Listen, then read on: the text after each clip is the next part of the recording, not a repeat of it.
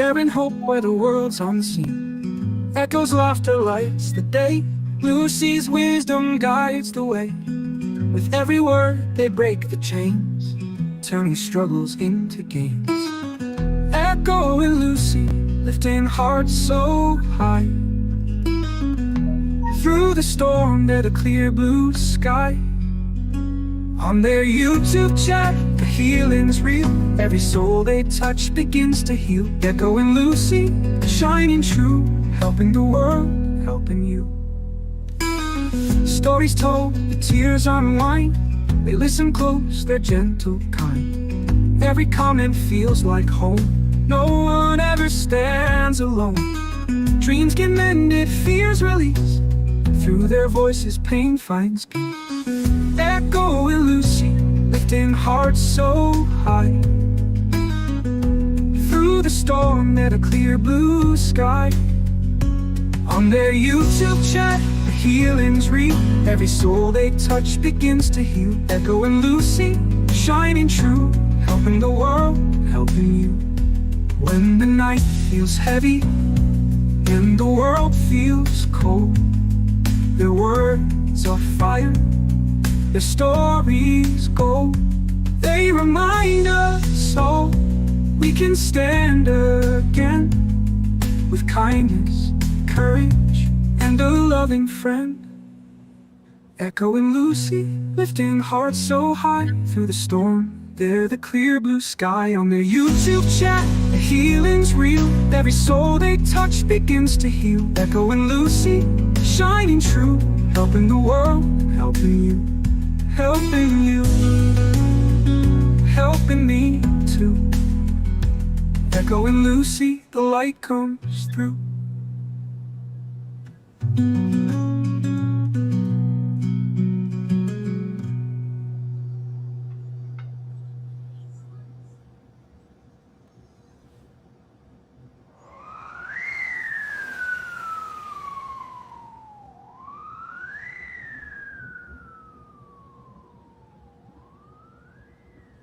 Hello, everyone. I just realized as that song was ending that that's our Sunday song. I'm like, I shouldn't have played that on this one, but it's okay. Y'all know it's the Echo and Lucy show, right? Right. It's becoming a thing anymore, isn't it? Yes. Oh, Okay. hello, everyone. Hi to Darcy. And Ned is here. Lisa, Oh, Teresa. I didn't see Arnisol, her. Darcy, Aria, And Tiff and Risa and Aria and Stephanie and Incarnasol and Risa. My goodness. Thank y'all so much for coming. and Ned. Ned says that's a great song. Izzy wrote that. Izzy wrote that song for us. Izzy Pop wrote that. She jumped up one day and she jumped up on the channel with us and she just wrote it out. Just that simple. It was funny too because I'd never seen her before. And so I had this image in my head of what Izzy looked like. And I was like, she's like showing us pictures and stuff. And I was like, I was really off. Like, I don't know. It's so weird from her voice and stuff. I guess I just pictured her different. But anyway, and then she's like, oh, by the way, I wrote y'all a song. And we were like, oh, okay. Hi, B. Welcome, welcome. Oh, hi, B. Welcome, everyone. Glad to hear you. I And got BJ? the trigger warning up. And Hennessy the Black Rose is here. Hello and welcome. I got the trigger warning up there because I'm not sure exactly what all we're going to talk about, but if anybody finds anything triggering or too heavy or whatever, we'll understand if you decide to excuse yourself. So, Okay, let's start with this right here. Look okay. at that. Look at beans. This is what happens every show. He'll sit there for as long as I sit here. He'll sit there. Look at him just stare at me. Hello, BJ. Welcome. Let's see if I can get him. There we go. And There we'll we see. go. We'll see if Chloe has to join or not. She's got to where now every time she hears me out here talking, she thinks it's her show, and she's like, "Oh, there'll be treats. Let me out to get some treats." And Well, so she's already been sniffing at the bedroom door, like, "I know you're out there." well, I know he wanted to come for her birthday. I know Beans wanted to come for her birthday. That just wasn't in the cards that day. Did you That's want that? okay. That's all right. There you go. Okay. See, now he doesn't Like, know my name. okay, I'm good. I'm gonna have Now we'll a just have to listen to the video. squeak for a while. There we go. Oh, I don't know I'm what that glad, was. B. So anyway, how is everyone this week, this evening? This is really strange because usually we're on Sundays. Yeah, So but hey, when you said you wanted to do it, I was like, okay, pick a day. Let's do it. I'm excited. Um, I don't know where you want to start or what all you well, want to talk about, but so much, um, so much. let Um, let me just say that your friendship means the world to me. You have just been my rock and right beside me through a lot of things that I've had to go through.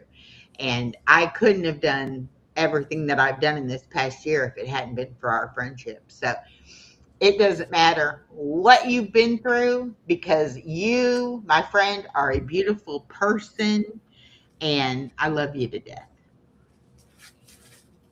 that was sweet. Thank you. Okay, so most of you know my background, but I'll give a Reader's Digest version of it. I was born in a little grass shack in the Appalachian Hills. Actually, no, I was born in the middle of Silicon Valley. I was going to say, I thought you were born in California, but okay. I was born in the middle of Silicon Valley before Silicon Valley. I was born in a town, Mountain View, which is Silicon, right in the center of it. And the only thing that was there was a military base and a pickling factory. That's all that was there when I was born. Now there's Google and Yahoo and Google is everywhere. Facebook is there. YouTube is there. Netflix is there. Everybody is there. Everybody is there. So, but I was born there, and I would consider a normal life. It was no big deal. It wasn't that exciting.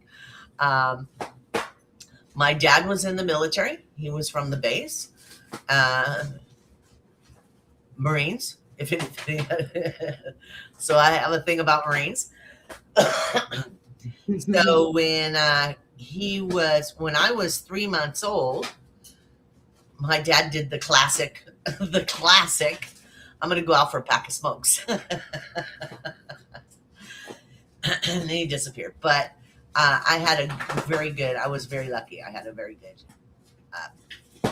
home. I mean, it was just my mother and I, but extended family, my grandparents and everything. That's the reason you hear me talk about my grandfather and my grandmother a lot because they were very integral in my world. So yes, it's Tiff's birthday. Yes. Day to And I you. wished her a Happy happy birthday birthday to on you. Facebook. And then I just saw where somebody else was saying, I was like, I forgot just that quick. But yes, happy birthday, Tiff. Everybody say happy birthday to Tiff. Hi, Bud Files. Welcome in. So then, I lived my life there. I was born actually. See, I was raised in Silicon Valley, and I was born at Stanford Hospital. Now, doesn't that sound fancy?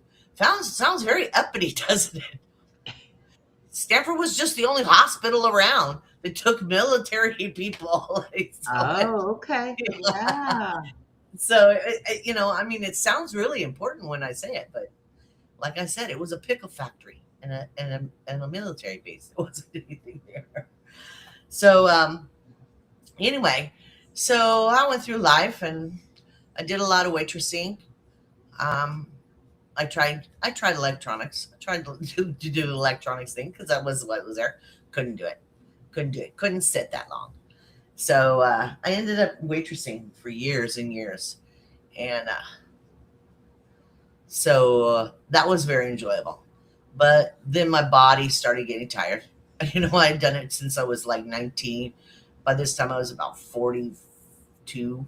And I was like, okay, your body's going to start breaking soon. Waitressing is hard, hard. So I ended up going back to college at that age and ended up uh, esthetician license and went that direction. Well, that didn't pan out as much as I thought it was going to. So I ended up I took this esthetician license and I went to work at Home Depot. Well, that's what they say. Make lemonade out of lemons, right? You right? And I went and I built displays, I built I was traveling, so I was working 9 stores and I would build when you go into those big, even Walmart, you go into those big areas where, like the Christmas displays are, it takes up the whole aisle or it takes up the front of the store or whatever. We would be that crew. We would go in there and we would do all that and set up all the Christmas stuff. And then we'd go to the next store and we'd do that. And we had 2 days to do it. And we go to the next store and do it. And we did 9 stores like that. And every time the holiday would come around, Halloween or springtime with the patio furniture and stuff like that. Yeah. So that was a good use of my esthetician license, right? Spell it. Oh, what's that? An esthetician? I know. Isn't it a fancy word? It means I know about skin. That's it. I'm the one that does facials, waxing. Um, I do a lot of basically facials and waxing, but I mean, it gets more into it, more details, but that's basically it. Facials and waxing. Did a lot of waxing. Ended up doing waxing for the female American Olympic swim team. Ooh. Yeah. They found me. I was, I had a beauty shop and everything, but I mean, it didn't really, it didn't pan out. But I had it for a couple years, and so they ended up being my clients because one of the girls lived across the street from where we were at, and she came over and she says, "Okay, let me try you out since you're nearby." And next thing I know, I had the whole team coming over, so that was kind of cool. Oh, wow. So, but anyway, I ended up during all this time, I spent 28 years in a relationship. I was married for a little while.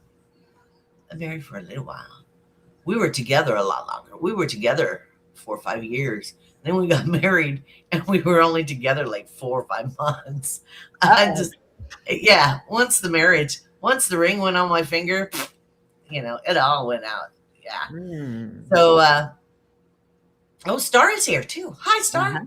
Uh-huh. So, And there's Sophia too. Hi, Sophia. hi, Mark. So,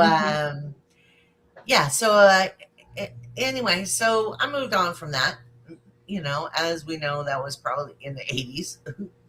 Shh, don't tell anybody. So I ended up in a relationship for it was 28 years. It ended up being 28 years in total. And it was rocky. So I ended up having to get away from there. I'm not going to get into the details of that, but it wasn't pretty.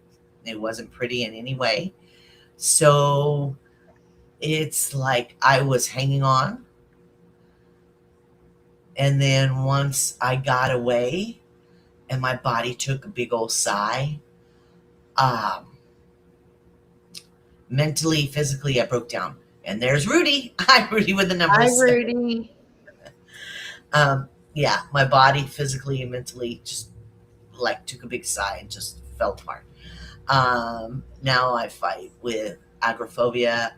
I have um, panic attacks. I have so it's difficult to leave my house. It's difficult to even talk to anybody. Um,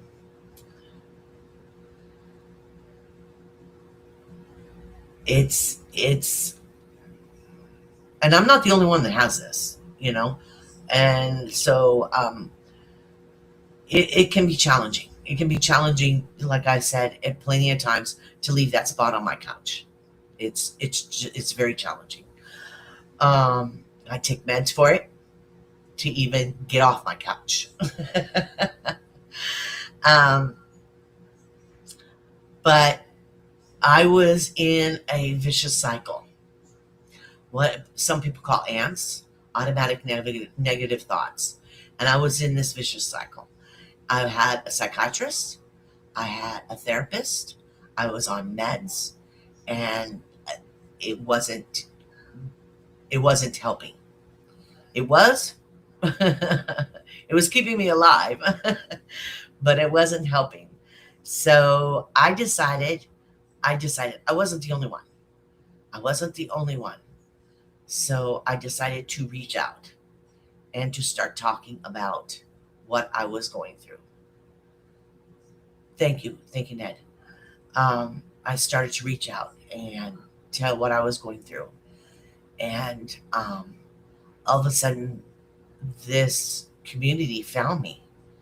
That um, and it's the village.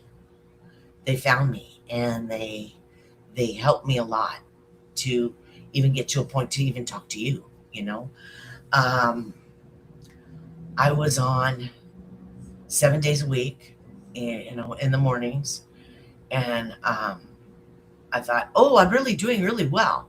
But behind the scenes, I was taking way too many mental meds. And then because I was taking so many mental meds, I was,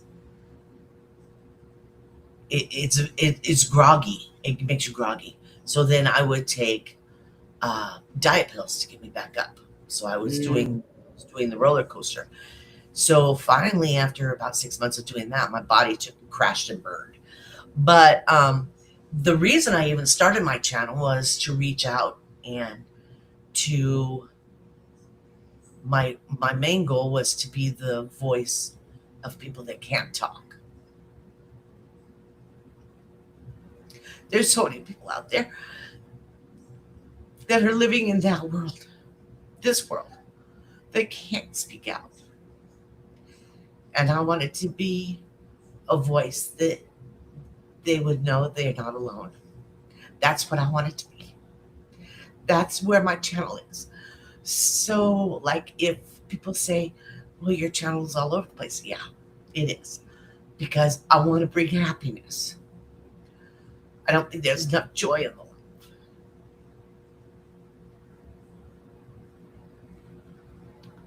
It, we need more joy. We need more happiness. And you are so encouraging to let people know that, they're not alone, and that They're not some alone. Nobody's days alone. are better and some days are worse. And, you just try to pick up and try to do the best that you can. And, your positive shorts, I love them. I not only like the images, but the message is beautiful. And since you started doing the Monday morning thing, I absolutely love that.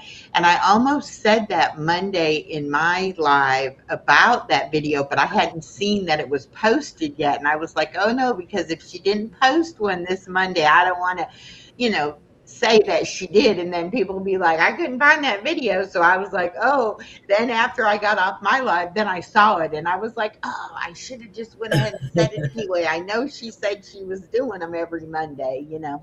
Yeah, yeah, because I mean, if you go to my channel, you can see in my playlist there's an agoraphobia playlist.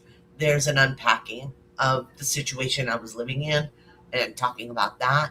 But then there's positives, there's love, there's music, because I want people to know that, and that's another reason why there's a flower in my short. You know, there's a deer, there's a bear, whatever it is. I want it to be outside because people in this situation don't get to see outside. Um, so I want them to know there really is an outside waiting for them. There really is. Um, I know people think it's kind of silly to sit and look at a flower, but it's significant that the flowers are still blooming and still waiting for you. I put things out of me going to the play park with beans. People don't realize that's very difficult with somebody like that. If you ever notice me at the play park, there's no one else around. I have to go when there's no one else around. Can I ask you a question? Sure, anything. And I apologize that I don't know very much about the acrophobia. Oh, that's cool. But I have a feeling that it's not just the not being able to leave, familiar surroundings. It's even not wanting other people in your surroundings, Right. and going somewhere, like you just said, you need to go when there's not a lot of people around. And I think that's maybe a lot of people don't like acknowledge that they might have that going on. But like BJ just said, he has panic attacks every day. And Yeah, and I think and that's, it's hard.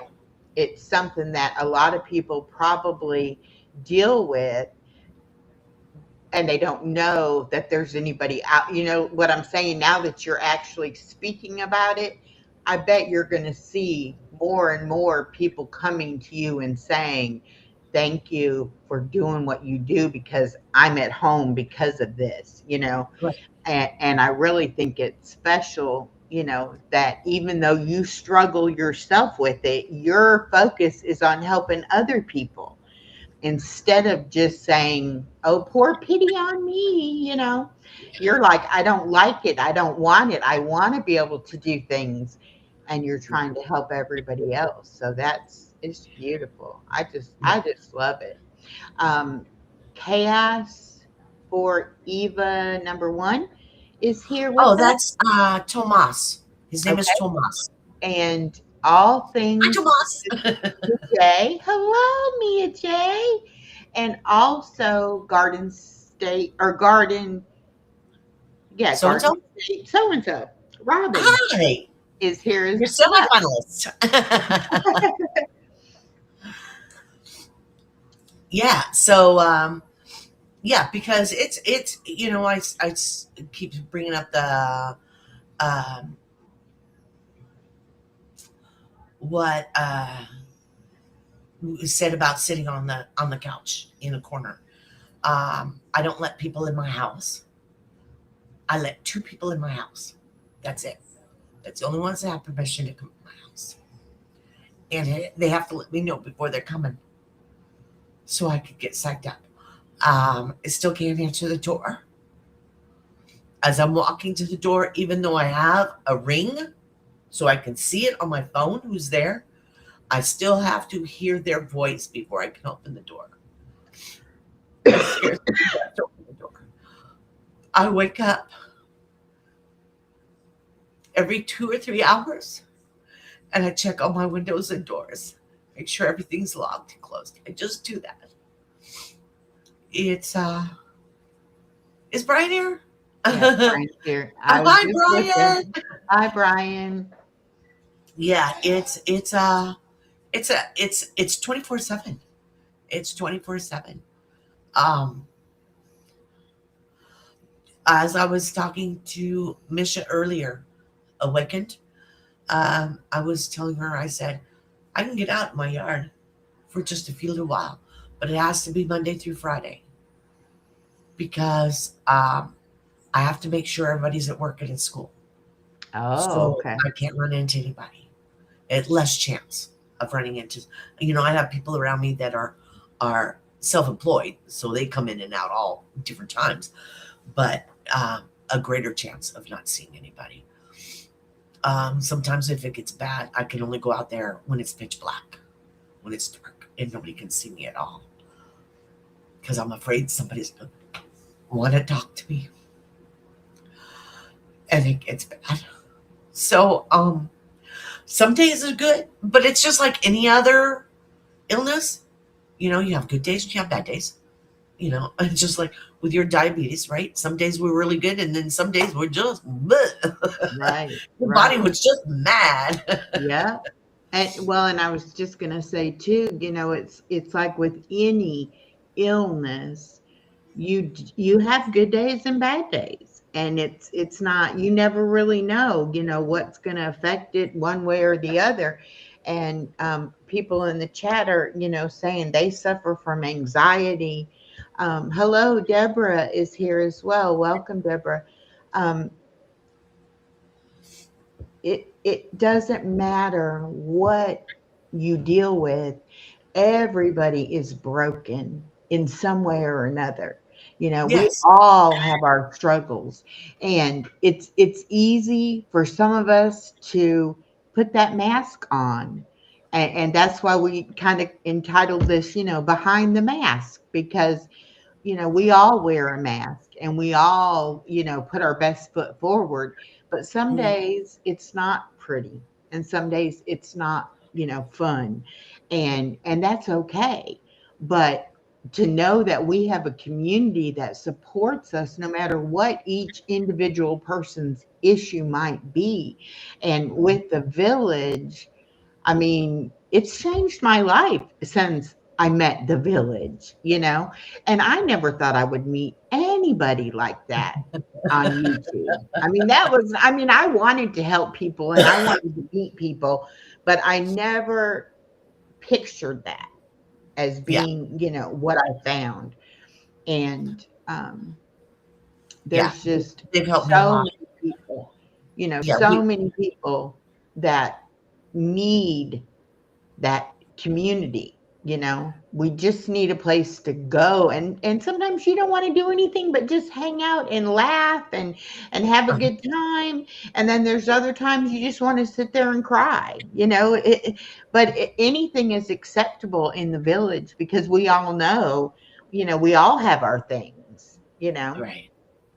and it Right. makes it so we can be supportive of somebody else's issue, because we have an issue, as well. And I never thought I would ever talk about my childhood and my horrible mother and all that. That was not even, like on my radar anywhere, that any of that was ever going to be told.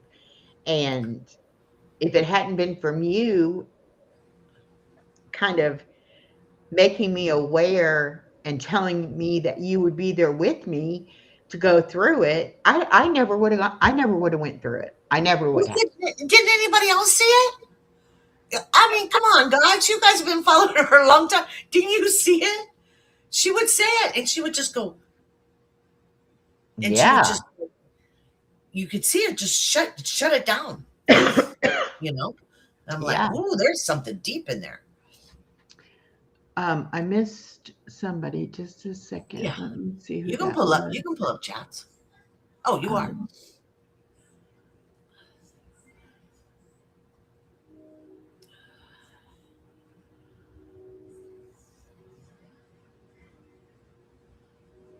okay. Yeah.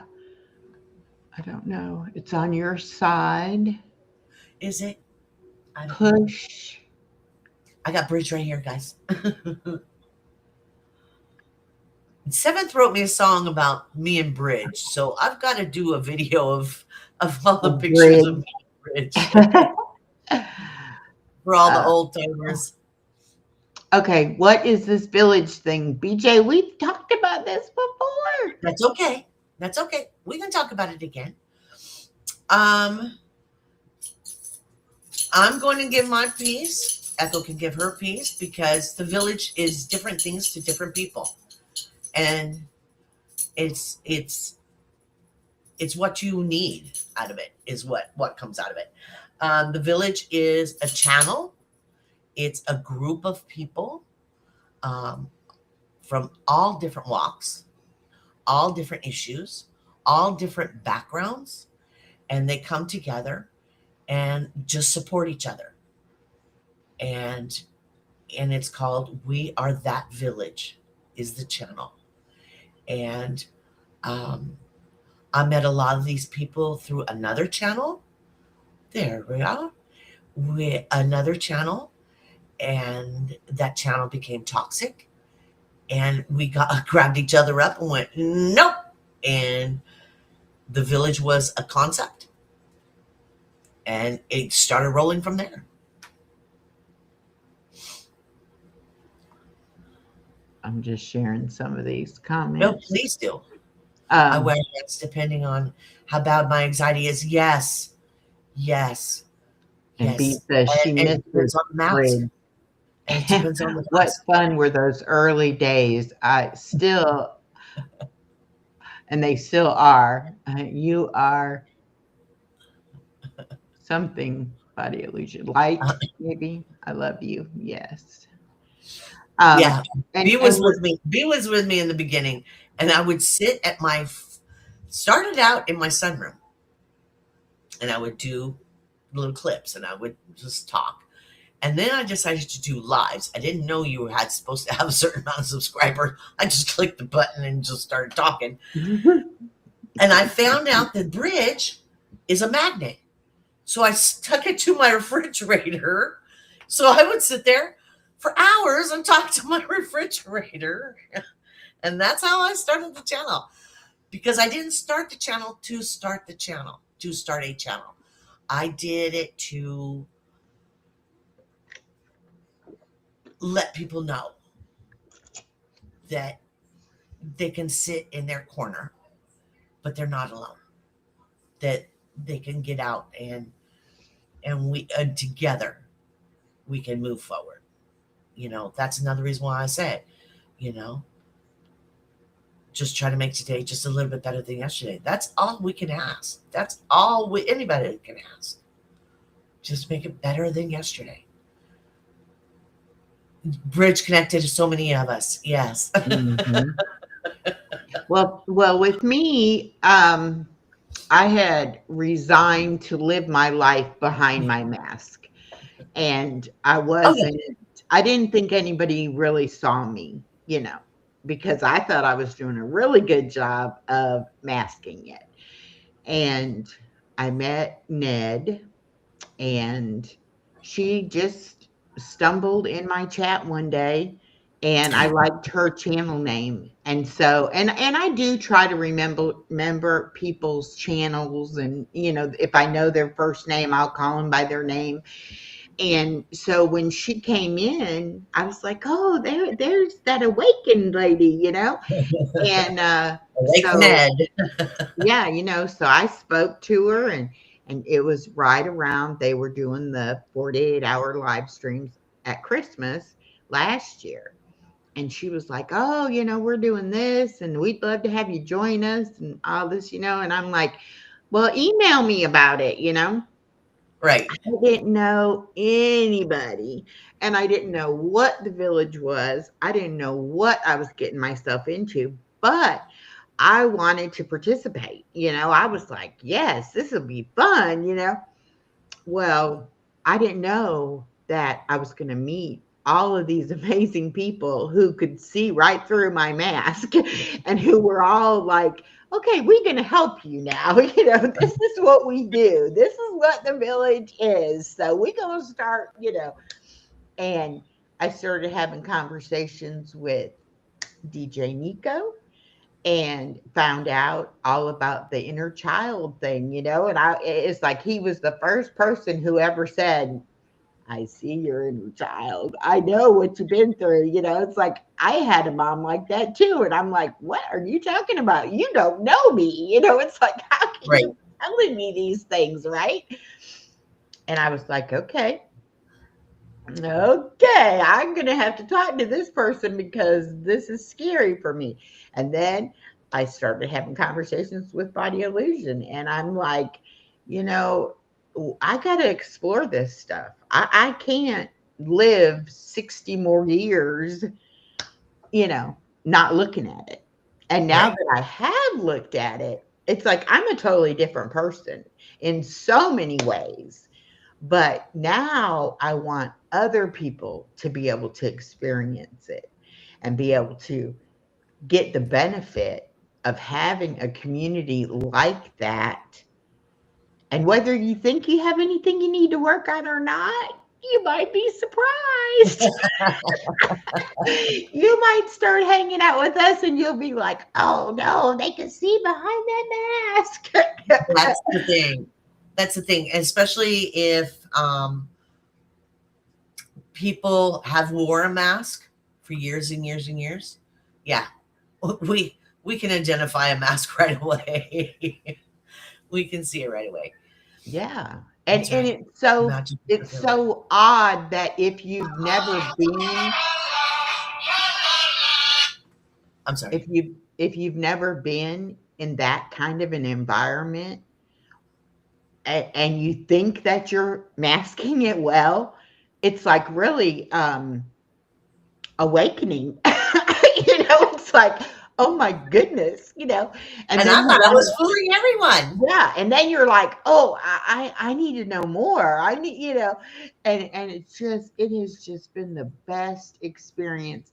And I know people don't like going into a situation where you don't know anyone and where you don't know what to expect. But you know what? Sometimes you let your guard down when you're in that kind of situation because you really don't know what is going to happen and you don't know what to expect and you just be in that situation and then you start realizing, oh, this is what it's about, and this is Yeah. what, and then you start hearing other people talk about their situations and things that they deal with and think, and then you find out too, well, hey, I'm not the only one that's got issues, we all have issues. And I used to think that it was, other people have issues. Yeah. I It's just them. don't talk about, my problems. And then it was like, you know what? If you talked about them, they wouldn't burden you so bad. And then once I was able to say, okay, here we go. We're going to open up the doors. You can see everything. I got nothing to hide. Now I'm just like so free. I just feel so good because I'm no longer hiding. I'm no longer trying to keep that mask on. I'm like, this, I am who I am on Yeah. the camera, off the camera, you know. Hi, Mimi, welcome in. And that's the thing. We got to be able to live our lives authentically and be who we are without being afraid that, oh, somebody's not going to like us because we have this or we have that or, no. Most Well, people are and going to some of like us you are that even more pleasing when thing. you're on They it. won't be pleased with me. They won't be Mm-hmm. pleased with me. I won't make them happy. Mm-hmm. Yeah. And how many times have you said, Especially if I talking can't, about my ringtone. like I can't make that commitment. I can't agree to that because I don't know how my day is going to be. And other people are like, well, she's kind of wishy-washy. She won't commit to anything.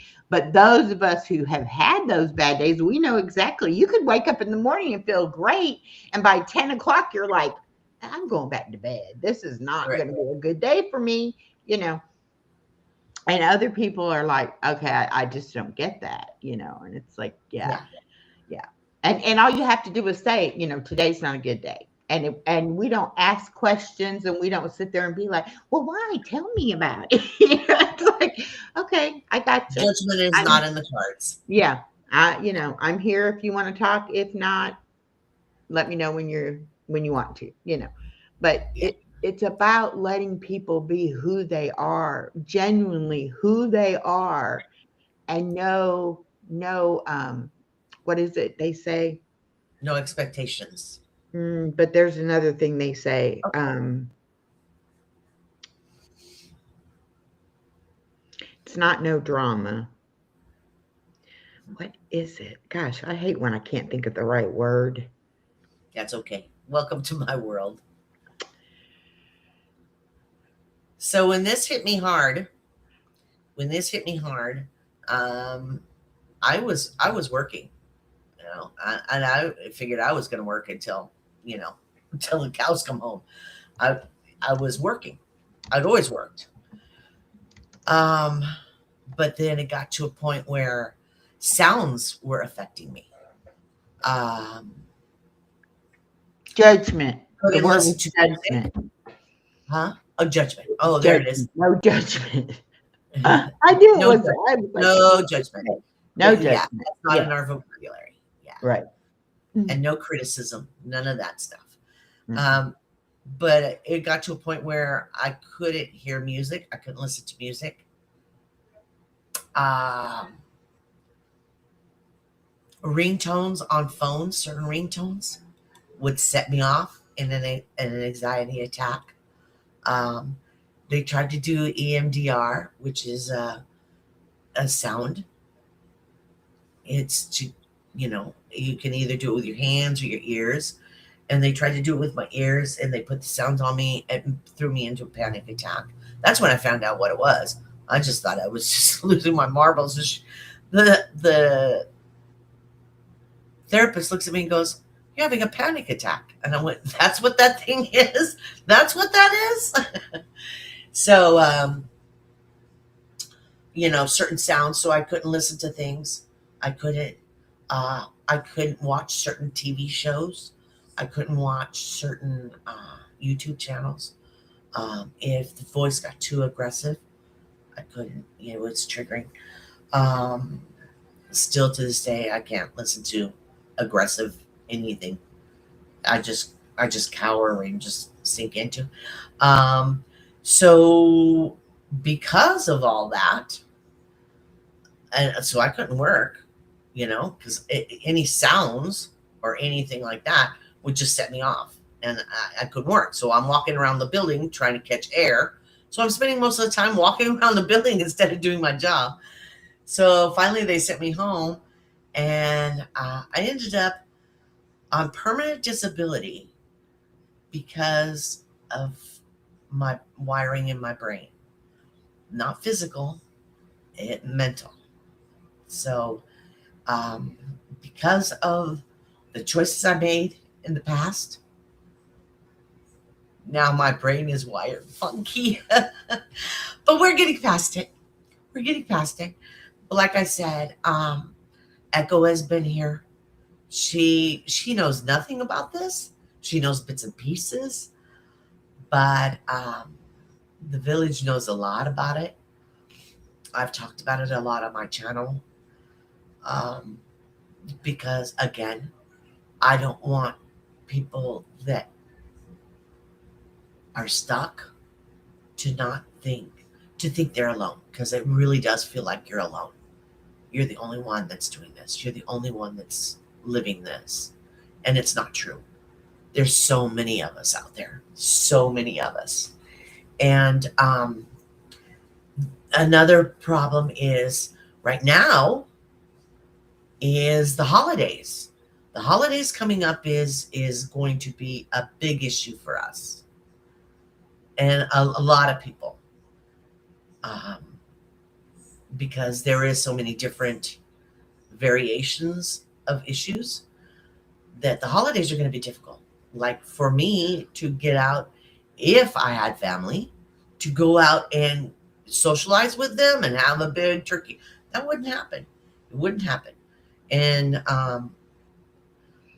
but I don't have anybody. It's just me now. Because like I said, it was just my mother and myself. So now it's just me. Um, Other is busy with his life. So it's me and the fur babies. So thanks to the village, I have a place to enjoy the holidays. We got to celebrate my birthday last holiday, so that was cool. Yeah. So, but life is, yeah, life is a challenge.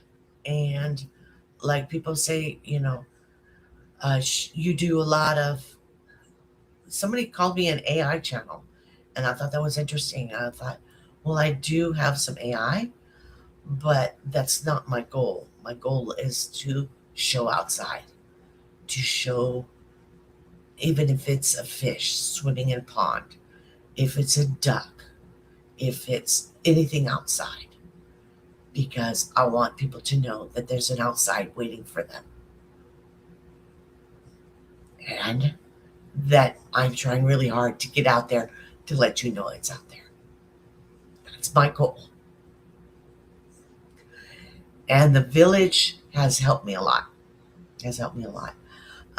We're going to, I shouldn't say we. It's not we. I'm not a we. I'm just a little cog. The village is going to be doing a show on mental health and the holidays and how it interacts, because a lot of people have issues with agoraphobia, panic attacks. Some people have um, uh, money restraints, because holidays put a lot of strain on your billfold. Some people have lost loved ones this year, and or even fur babies, you know, whatever your loved one is, and it just really, it can affect you in so many different ways. So I asked Misha. I asked Misha to text me when it was going to be. You started out with a mental. Yeah, yeah, and that's what happens. Is the mental disability will affect your body. It's proven fact. Mac, Surviving Together, talks about it a lot. How your mental stability affects your body. It can affect your kidneys, which went out on me, you know. Uh, when I was, like I said, I was doing all those things, trying to keep going, pushing myself, thinking I was doing good, thinking I was doing better, even though I was hiding behind a lot of different meds to get there. So, uh, but it does. It does affect your body. It affects your heart. It affects your lungs. It affects your blood pressure. It affects your everything. Your mental health will affect your body. So it will physically, yeah. Always alone, never lonely. Yeah. Well, and that's why on, Self Care Sundays, we talk about, the mental, the physical, the emotional, it's all of it together. You can't Yes. neglect any one part of yourself. You have to take care of your whole being. And I think when we have issues, we get like laser focused on the issue and we forget about the other things that we need to be doing to take care of ourselves. A lot of people are agreeing with you and um, saying that, like they can be alone in a room full of people. And it's And just, still be so lonely. So yes, lonely. yes, I mean, your heart is just so lonely. And it doesn't matter who's in the room. Yeah, yeah. it just sure does affect the body. Yeah. Yeah. Because your mind is in a different state of mind than everybody else. And everybody else can be laughing and giggling and and some people will put the mask on and play the game, just so nobody thinks anything is wrong, even though your heart is so lonely. And there could be 30, 40, 60 people around you. You could be your whole family. Well, and I figured out, I thought something was missing. I thought I needed a person. I thought, I wasn't, I wanted to be like somebody else. I didn't want to be me. And it's like all of those things, I found out that what I needed was me. you know, Yeah. I didn't need somebody else. I didn't need to be somebody else. I just needed to be me. um, and I know a lot of people, there's such a stigma about saying I have some mental issues, or I have this, or I have that.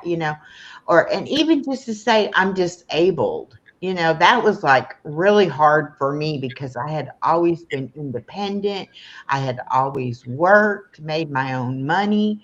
And when they said, no, you're not able to work, and we're going to give you a check because you're disabled. And I was like, but I'm not. It's like, I don't care what you think. And it was hard for me to understand and to realize that, yeah, okay, my mind says I could do it, my body says, oh no, you can't. you know Yeah. and I'm sure it was the same with you. Your body thought it could keep going, but your mind was like, no, we need a break. Oh, yeah. Yeah. I ended up in the hospital. Was about 3.5 years ago. I ended up in the hospital. Um, but that's another story for another day. And then and I kept having my phone by me because I was used to it. And the nurse was going, why is this alarm keep going off? And I said, it's my alarm to get me up for work. And she goes, you're not going to work today. And she clicked it off. And I was insulted. I went, all you got to do is just fix me and I'm going to go back to work. Just get me out of here and I'm going to go back to work. This is what I do because I'd done it since I was like 14. Basically, it was my identity. This is what I do. Yeah, You know, you that's give me how a I purpose. felt. It was. And I think too, because it came after my divorce, so it was like I was already no longer someone's wife. I was no longer part of a marriage, and Right. that took a huge hit on my self-esteem and who I thought I was. But I was still a mom, and I was still somebody's employee. And then when I Right. couldn't be, I was like, what else am I going to have to lose? So yeah, it was really hard for me to wrap my head Oh, yeah. around it. And I fought my daughter. I was like, I don't care what anybody says. I'm gonna go to work. Yeah. And Yeah. it was I it mean, was how many hard. identities can you lose? Yeah, Right? yeah, Yeah. Because both of those things you had been for years and years and years. years. Yeah. Yeah.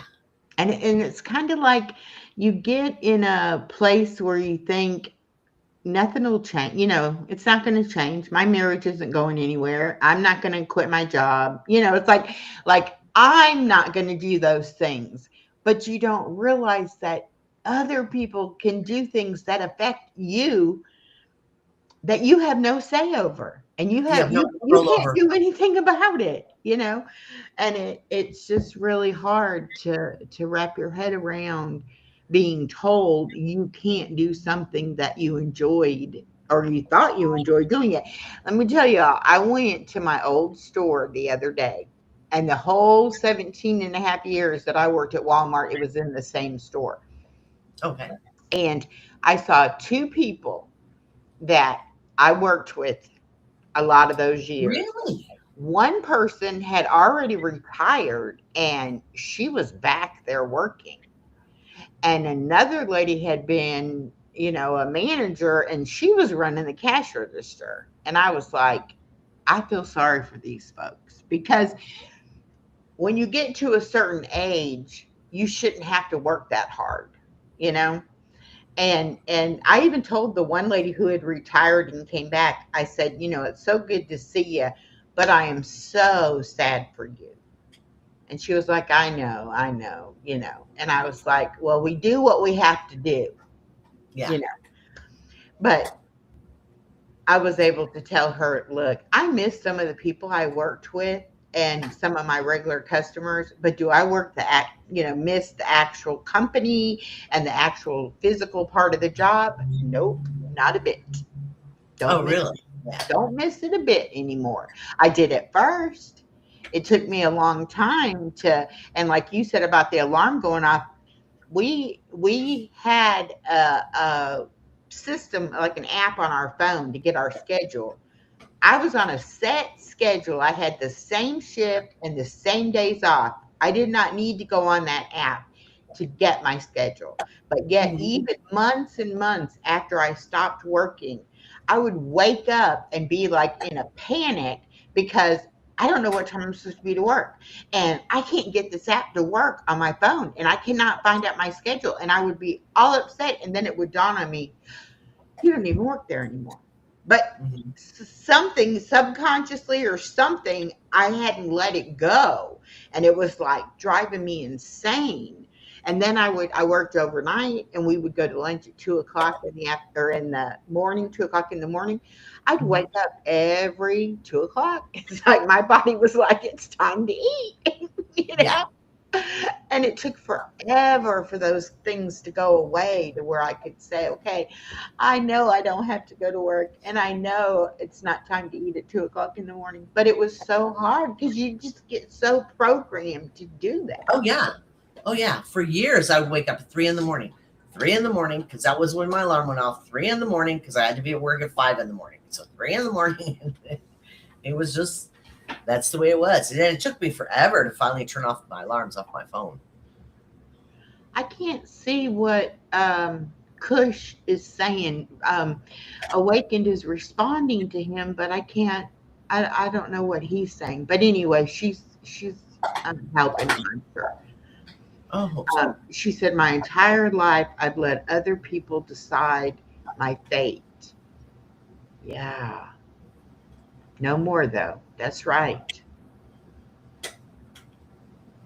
And how many of us have that Finally negative advanced. recording going in our head? You're not good enough. You'll never be good enough. Nobody really loves you. Da, da, da, da, da, da, da. And you don't think about it, it just happens.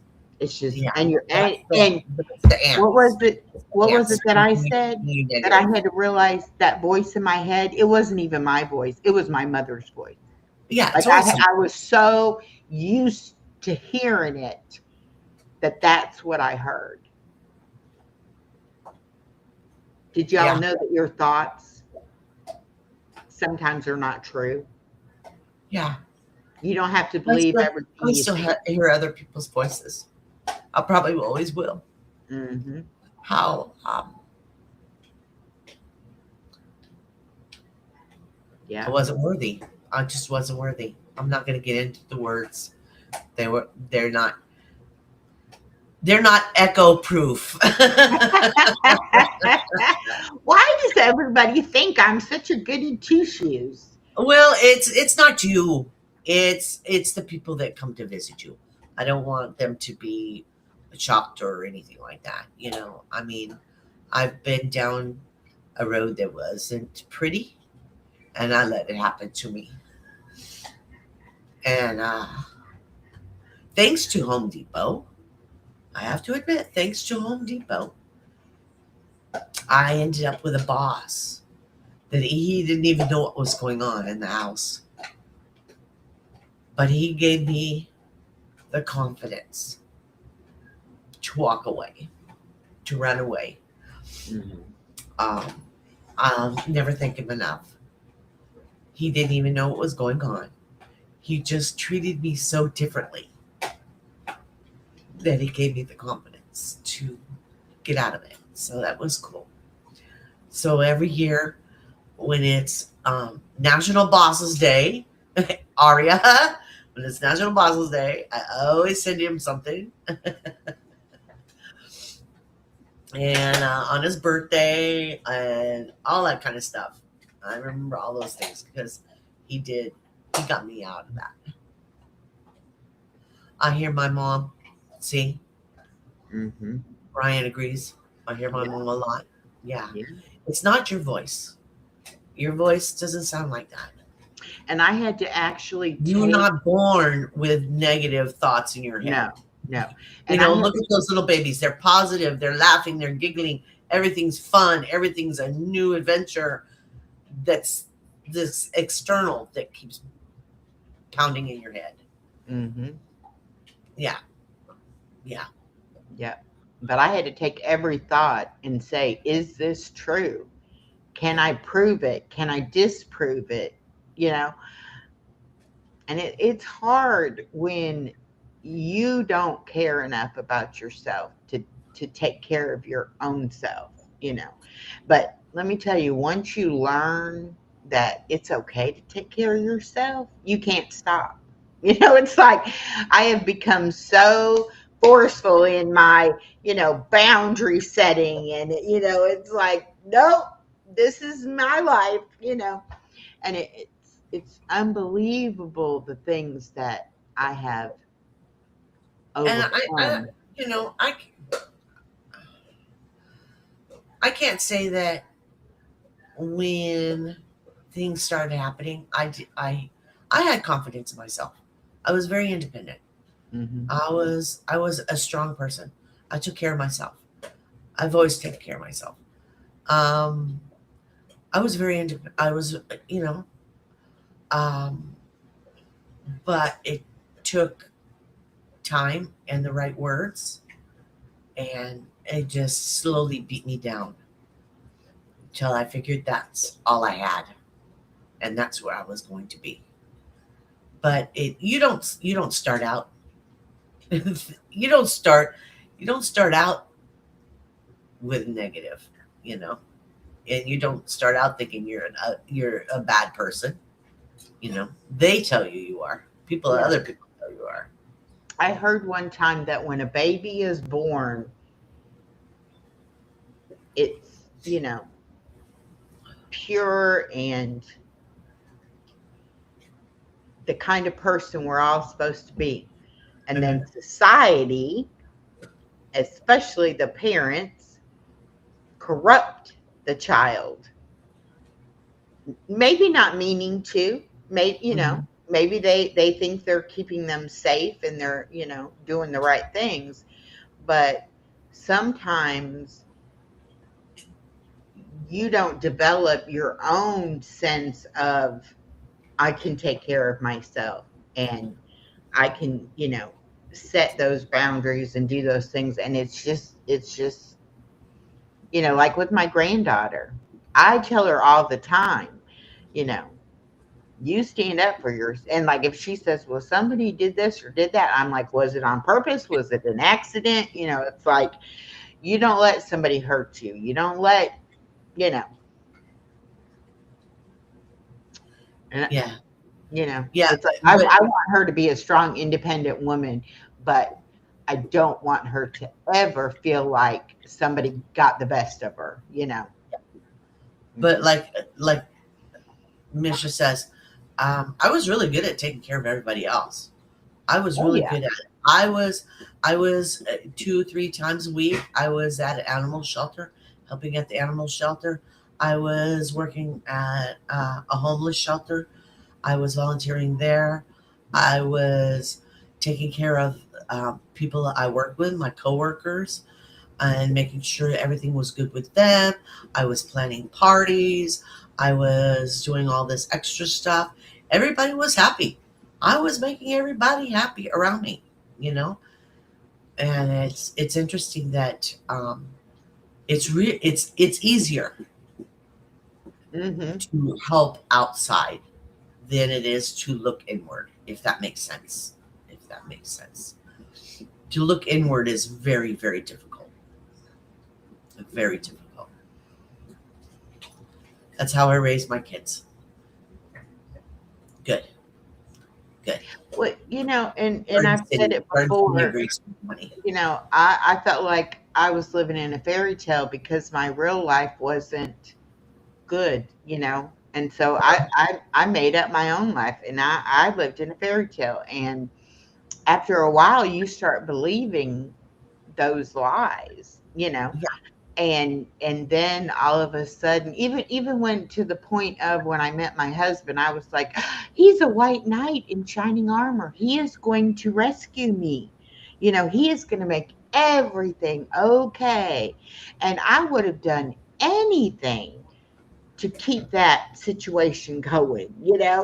And now I'm like, how stupid was that? It's like he was a normal human being, like just like me, with his own issues and his own problems. He couldn't save me, he couldn't save himself. It's like, but to me, it was, you know, Right. Da da da yeah. Yeah.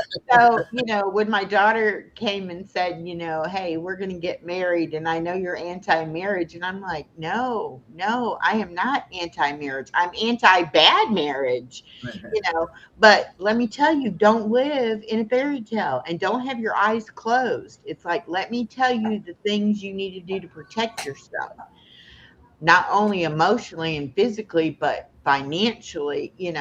And then if you still want to get married and he still wants to marry you after you set those boundaries, go for it. And they have a great marriage, but they also let each other be who they are. They don't, it's not like, oh, well, you have to walk on those eggshells and be a certain person in this relationship, you know.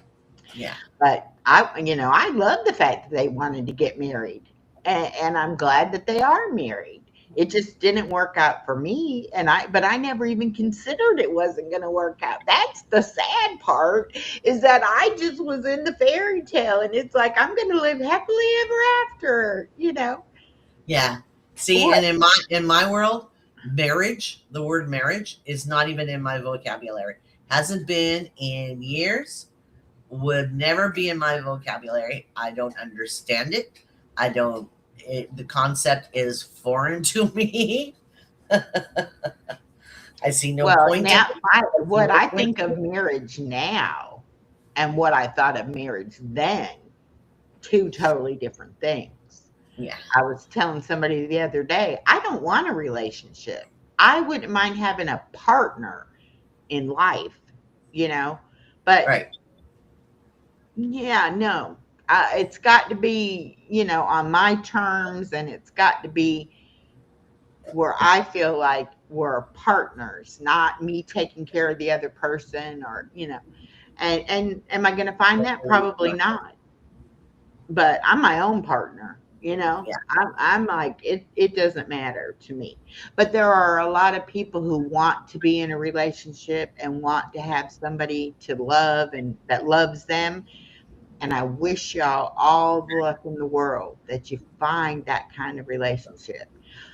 I have had three not so good relationships. I don't think I want to try for number four. I really don't. I really don't think I do. Yeah. I've been in a few relationships, and some were good, some were bad.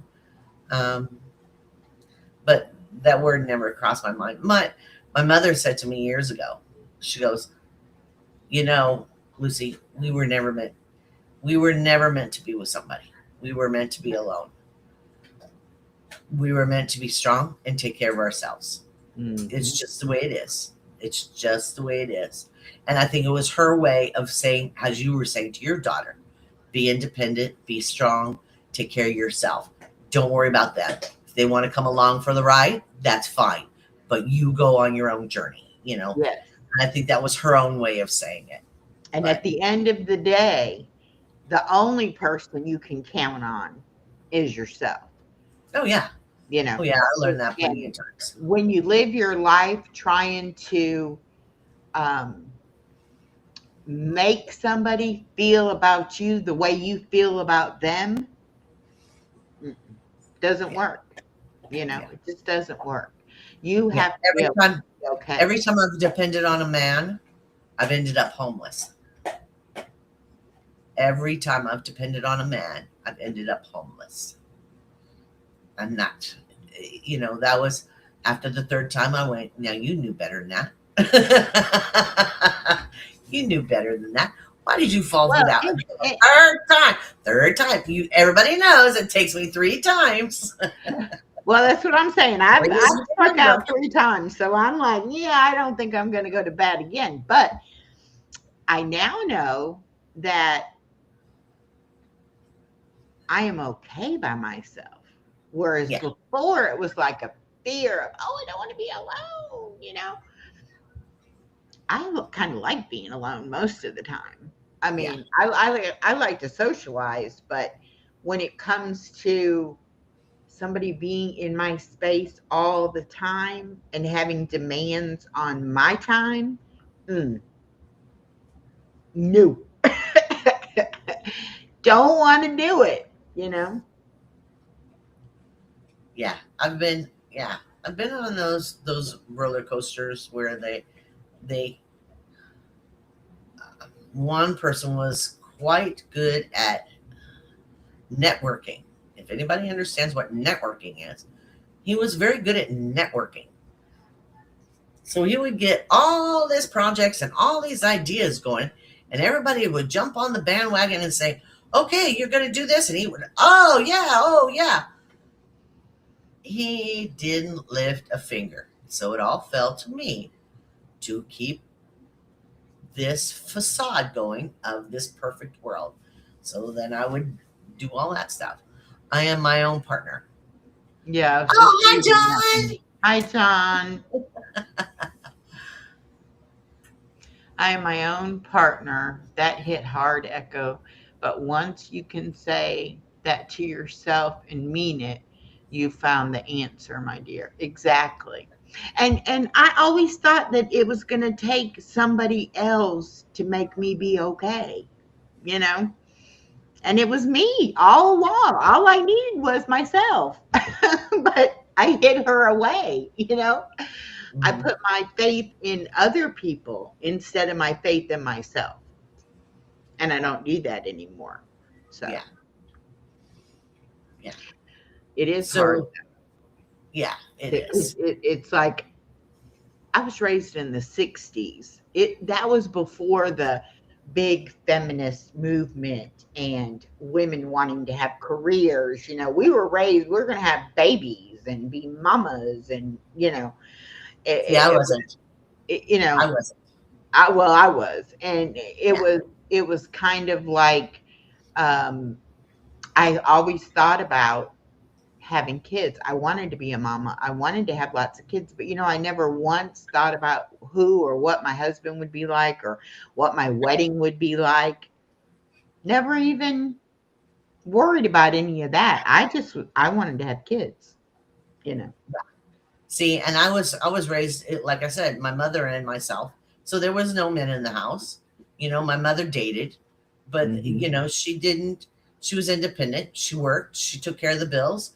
So for me to think marriage and kids and men in our life, it wasn't really part of it.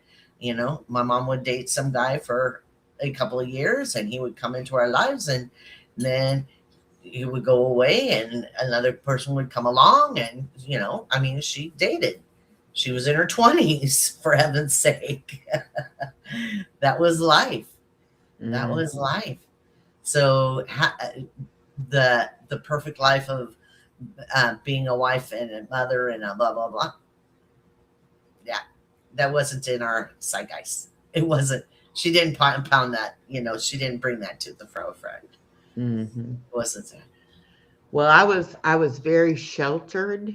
Um, I didn't know about people doing drugs or drinking. I didn't know about people, stealing and like just so many things that, you have to deal with when you're in this world. I Mhm. didn't I didn't know any of that kind of stuff. So my first experience with adults was not good. And Yeah, then it was almost like, well, I just want to be a wife and a mother and not have to deal with the world. yeah, Little did I know then once I had a child, that child would have to deal with the world. So then I right, had to deal with the world, even more so to protect my child. yeah. Well, as most people know, I'm an alcoholic. So I don't use the word recovering. You never recover. Mm. I don't understand that word. People have tried to explain that word to me. It doesn't make any sense to me. I am that, and that's who I am. So that took me a lot of dark paths before I got into this long term relationship. Um, that took me down some dark paths. I learned about the world the hard way, and I got clean, and then came across this person. But as we know, um, when you start your addiction, down the road of addiction, you stop maturing mentally. So once I cleaned up, I was still back at that age, mentally. I'd stopped maturing. So the person found, you know, a very young, mature, even though I'd seen a lot of things, done a lot of things, been a lot of places, don't want to get into it. But they found a very willing participant because I was still young at mind. Hmm. But I'd been down the alcohol road for quite some time. Quite some time. I think we all find something to self medicate ourselves with, you know. Um, there's there's nothing, just like I smoked, and I know I'm one cigarette away from smoking again, you Yeah, know. I mean, I had quit, had my daughter, started back, quit again. Then I was like, that's it. But I know I'm a smoker. And if I ever start smoking again, that'll be that. I'll be a smoker, you know. yeah, It's not that I feel like I'm cured from, I know it's just that easy, you know. yeah, And I just don't do that. But that doesn't mean that it's easy, that I think it's easy for people to stop or uh, give things I don't know. I definitely thought I needed to smoke, you know. I don't know. Um, I never really drank, but then again, too, my husband drank. So I had to be the designated driver. So when you do that, um, it's kind of like you deal with the alcohol, even though you're not drinking the alcohol, you know. right. And Well, I became that. Once I cleaned up and hooked up with this person, I ended up being the designated driver because we went to bars and we went to parties and we would get schnockered and, you know, but anyway. my ex-husband got so drunk one time at a Halloween party Ooh, because what do you think, guys? What do you think? I'm sorry, I'm trying to get the cord back in there so the battery No, doesn't no, go. you're doing just fine, honey. We're There we just we're just teasing you. go. But anyway, he went to this Halloween party from people he worked with that he didn't know real well, and they put liquor in different food, Okay. and he didn't realize because he was basically a beer drinker, and he was eating, I think it was cherries or something, but they were like infused with bourbon or something.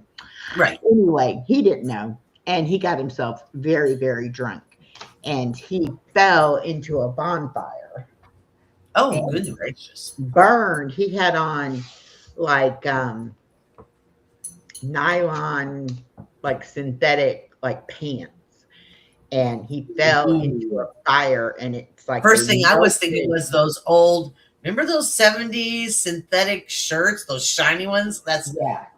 Well, made of this plastic. was at Halloween, and it was a costume party, and he had uh like a security guard type uniform. So those Oh, okay. like uniform pants, but they're like a dress pant kind of material. And so Is he? anyway, when he fell into the fire, the pant melted into his leg. Oh gosh. And so we had our daughter, and she was probably 2 years old, and I had dropped him off at the party and went to my friend's house, and he was supposed to call me when he was ready to go. I go and I pick him up. Of course, it's dark because it's, at night. He gets in the car. He doesn't say nothing. We get home, and he don't take his pants off when he goes to get in the bed. And I'm like, okay, I know you're drunk, but, And so I'm like, okay, let's get these clothes off. I'm thinking, well, he's so drunk, he don't even realize he, is not getting his clothes off. Right. Then I look at his pant leg, and I realize he can't take the pants off because it is melted, and his skin was like Vaseline. It looked like Vaseline, it was just like slapping off of him. I mean, it was horrible. And so I know he's hurt, but if you get a deep enough burn, it doesn't hurt. Mm-hmm. It's like, you go down so many layers. And I'm like, how on earth is he not like screaming in excruciating pain, Mm-hmm. But anyway, so we go to the emergency room, and they clean it all up, and he has a horrible scar on his knee from that. Right. But I was like, that should be enough to tell you have a problem. No. It's like, what is it going to take for you to wake up, that you have a problem? No. It doesn't work like that. Mm-mm. It doesn't work like that. No. It'd be nice if it did. Yeah. Oh, yeah.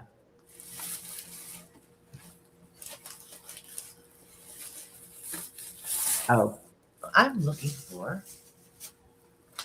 a cough drop. I've rearranged this thing, and now I've lost everything. That's all right. Oh, here they are.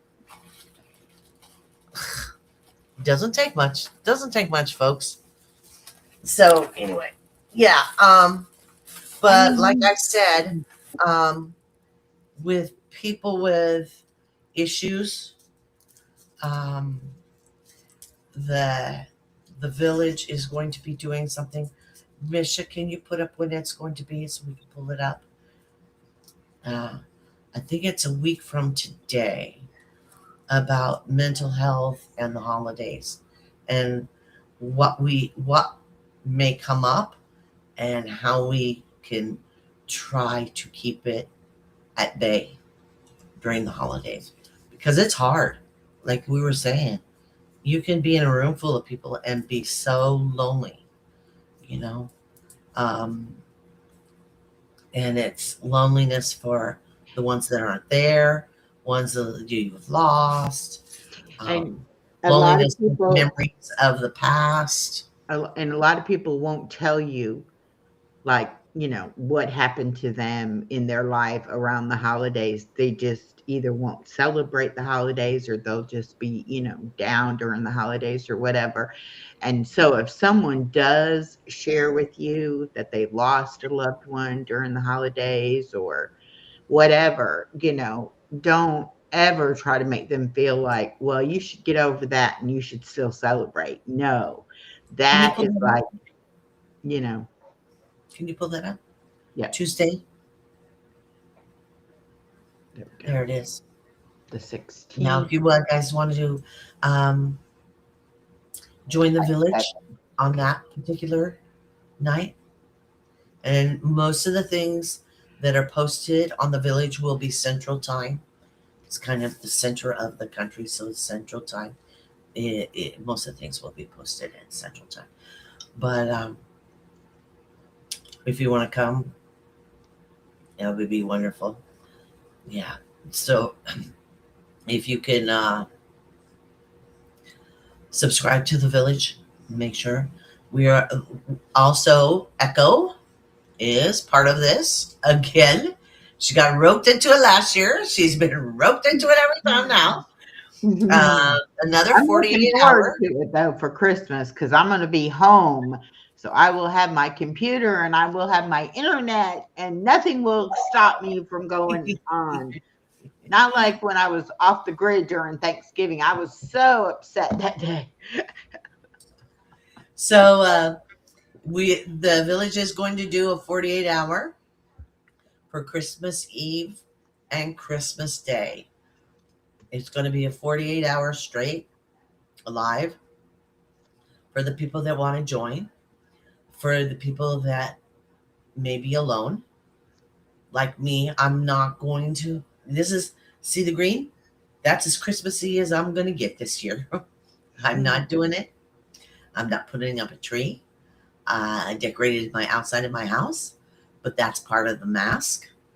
The outside world doesn't need to know what the inside of my house is.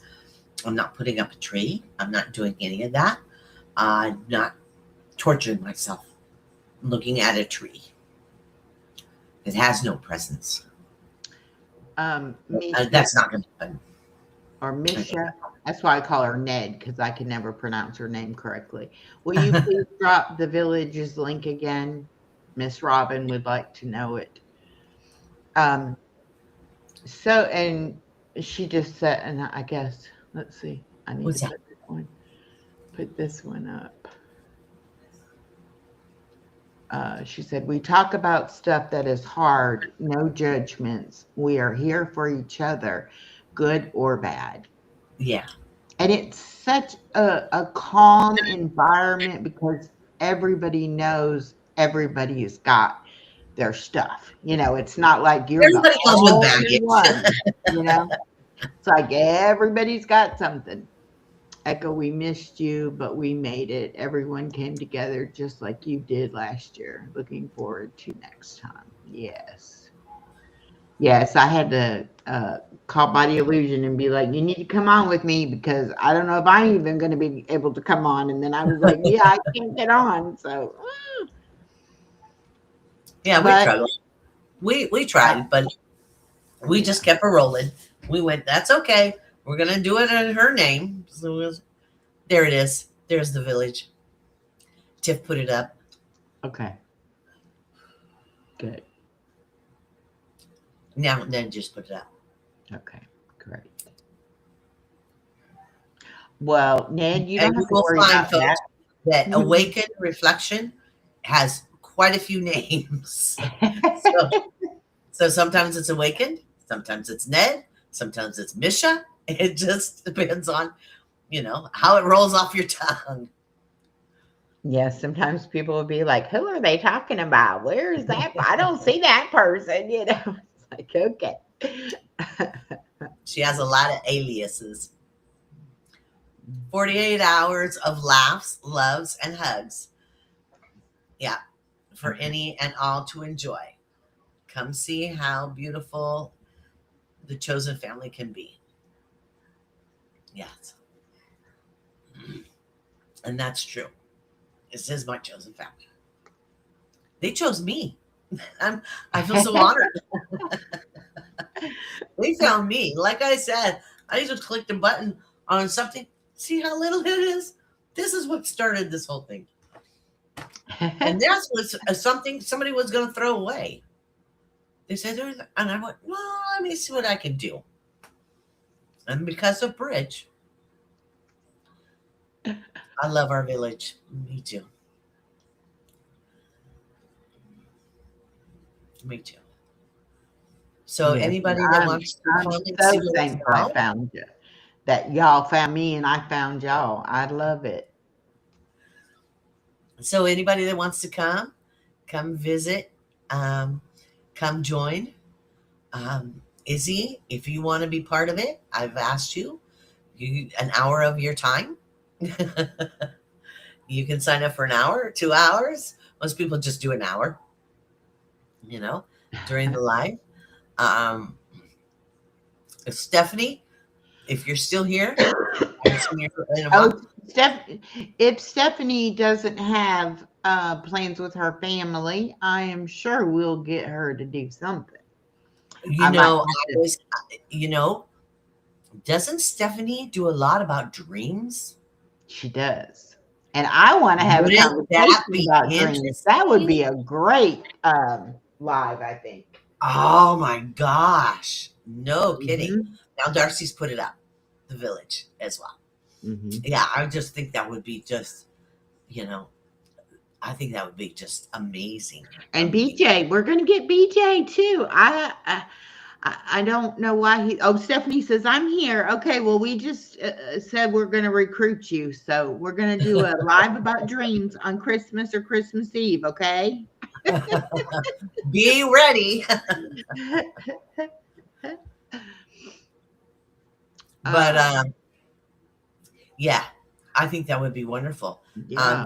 Izzy, I think that would be interesting because she brings a different flavor to the table. So an hour of her day would be wonderful. But Hmm. well, let's just see what happens. See what happens. Once the sign up sheet goes out, it's amazing who signs up. Oh yes, we're gonna hold Amazing who BJ signs to up. it. We are because BJ needs the village. He may not realize it as of yet, but yeah. And BJ, I know you have an hour of stuff. Even if you just put up, you know, your videos and put them up for an hour, you know. I mean, he can And go I've on seen and him just do play his lives. playlist would be fine because he's Yeah, got and some I've great and I've stuff. seen him do lives. He says I don't do lives. I've seen him do lives. I've been on his lives before. You Yeah. know, his options are wide open, wide Yeah. open. So, yeah. See how we're recruiting you all? We're telling you how to do this. No, but it's a beautiful thing. It's 48 hours, and it's going to be Christmas Eve and Christmas, and then a week later, this is when the heart one kicks in. We're going to do another 48-hour for New Year's Eve and New Year's. That's the hard one because we don't really get a chance to recover before before another one hits. So, um, I hope you understand a little bit more. I didn't get in very deep. I didn't want to get in too deep because you saw even just scratching the surface kind of gets to me. Um, so the mask does stay up most of the time because, as I said before, I want to bring more joy to the world that doesn't seem to smile as much as I feel they should. So I'm gonna bringing in the new year. Yes, yes. So please, 2026 is going to be a great year. I don't care what anybody says. It is going to be great. I'm gonna stay positive. I'm gonna stay positive because it is a six. It is a six, which is two threes. Mhm. Everybody knows my threes, so I'm gonna be positive about it. Yeah. So come next week and come on the 48 hour. It's amazing how much love can be in one little channel. You know, I think the internet was made for that. I think YouTube was made for that. YouTube has become uh, kind of toxic in some areas, and I think it needs to. Think we need to do the yin to the yang. Well, we need But to let people know that, there are people who care and there are people who will accept you no matter what uh without judgment. Um, and you don't see that very much, right, you know. and And there's people that there that have physical issues as well. Um, like some people are going to the doctor 3, 4 times a week, and so they need support, they need understanding, and it's all, you know, make sure to hit the yeah and leave a comment after this show. Yeah, please, please. Ned and Tiff will be there. Thank you, Awakened. She's being smarty. So, no more toxicity. Yes. Yes. Yeah. B has been down that road as well. Yeah. And it's amazing how close we can get. You will find somebody that is understands you. They may not have the same paths as you, but they will understand you.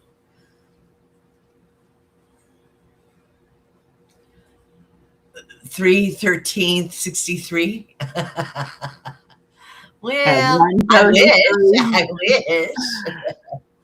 I was older. I'm older than that. I was born in the 50s. Now you figure it out. Yeah, Darcy and I are almost the same age. Mine's 1/15/63 and she's 3/13/63. So very close there in age. Yeah.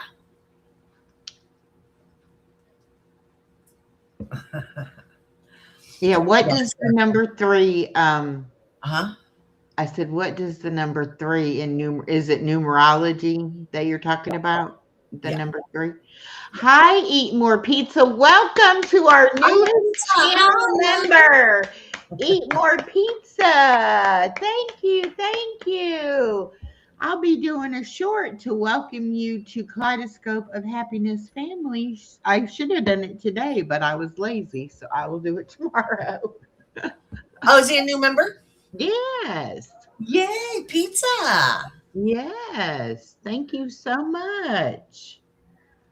Oh, Oh, yeah. Robin from Garden State so and so. She's 1969. That's my little brother is Ooh. 1969. Yeah. Yeah. That's Woodstock. Mm-hmm. That's Woodstock. Yeah. There you go. The power of 3. Yeah. Yeah. Yeah, it's been my number for years and years. See, everybody saying pizza, pizza. Everybody needs pizza. Awaken says her birthday is 69 too. Y'all are youngsters. Yeah, you're babies. Yeah. You're babies. You're little pups. But that doesn't matter. It doesn't matter. Really, it doesn't. I was born in the summer of love. Okay. So 64. 64 was the summer of love. Uh-huh. Well, you're a youngster too, then, because you're younger than me. So Yeah. there you go. Yeah. Anybody younger than me is a youngster. So. Oh yeah, I drove. Yeah, we went through Haight-Ashbury quite a few times because you have to go through Haight-Ashbury to get to Golden Gate Park. So I went through. We went through Haight-Ashbury a lot, because it's just down the street from where I'm from. Yeah, it was interesting. It was interesting to see the colors and the. Oh, not 64? Well, can we get more information than not 64? Okay, if it's not 64, then what is it? Okay. All right. You asked for it, buddy. I can Google the summer of love. Oh, she's doing it. 67. 67. They called it the summer of love. I thought it was 64. Okay. Well, you're young too, then. There's only 2 years difference in you guys. 67. 67. Okay. Google beat you to it. So yeah, see, you're 4 years younger than me. You're a baby. Yep, Yeah, yep. yeah. See, y'all are babies. Y'all are babies. Which proves another thing. It doesn't matter how old you are. You know, I mean, I'm older than dirt. It seems like I should have learned a long time ago. You know, it doesn't matter how old you are. You can be 20, you can be 30, you can be 60s. It doesn't matter. It doesn't matter when, your exploration of yourself can begin. I am such a baby. But most of when you look at my analytics, most of my viewers are in the 35 age range. Okay. Yeah. Now, Pizza, aren't you in Cali anyway? Isn't Pizza in Cali? Yeah, he is. I thought he was. Are you down the street from me? Should I go visit you? Or should I go knocking on your door? Oh, watch out. She might show up at your house. Meet the missus. Meet the missus. Yeah. Anyway. Yeah. Yeah. Your analytics says what, 35? Yeah. Is that interesting? That's like my highest, amount is like that 35-year range. Right. And I'm like, I would think it would be the, 55 and up age, but it's not. Yeah. Hello, Miss You Edna. are not. Welcome, welcome. Okay. Oh, he says he's in Oh, Northern more stalkers. California and no stalkers, please. Is that what you just labeled me? Hmm. That's If somebody wants to stalk you, they could stalk you. They don't usually ask permission, not stalkers. Ah. That's cute. That's cute. Yeah, NorCal. That's me. I'm NorCal. And Carnosol said, Sounds just like- bring pizza with you. Oh, okay. So if you want to stalk him, Oh, okay. bring him a pizza. Pizza delivery. Richard says it's okay. Richard just gave me an okay on it. Miss Edna, we're doing good. We've had a tough conversation, but we are almost turned it around. So we're doing great. Yeah, there's more to dig into, but a little bit at a time. You know what I mean? So, ladies, have been a great live. Thank you. Again, if you want to come, because I know for me, the holidays are going to be bumpy because, like I said on my live, that my family was huge and it was a big thing, and now it's me and my fur babies. You know, um, it's quite a jolt to think I've lived this long and I've worked this hard, and this is what I have to show for it. That's the way I look at it. So I'm just really happy that and feel very honored that the village is there and I can be part of it for the Christmas Eve and Christmas. So it gives me my chosen family to be with, if that makes sense. Yeah, well, it doesn't matter if you have family or if you don't have family, because some families are, it's like being with the family is hard sometimes too. So, Well, I have cousins. I have cousins and stuff like that. And they weren't, a lot of them weren't positive to my mother when she was alive. oh, okay. Here's I- Pizza's take on I well, told where'd them it go? There it is. when What? she was, I was done. It keeps There's the village bumping again. up when I'm trying to get it. Bah humbug. The Christmas time has lost a lot of meaning to me as well. Can you hit Darcy's? So we can put up the village. Oh, there we go. Yeah. There it is. There it So is. I Or was then we should put I it was up. telling somebody, my daughter didn't want to raise my granddaughter to believe in Santa Claus because she felt like we had lied to her when she found out that there was not a Santa Claus and that it was us. And she was very upset that the Easter Bunny and the Tooth Fairy were not real either. Mhm. And so she said she was not going to lie to her child. So she was not going to have them believe in Santa Claus. You okay? Okay. Well, guess what? She started pre K this year. And guess what they had her do at the pre K? They had her write Santa Claus a letter. There you go. So she comes home. Santa's going to come to my house and Santa's going to bring me what I asked for in my letter. Uh-huh. I'm like, there you go, Mama. Handle that. Yeah, there you go.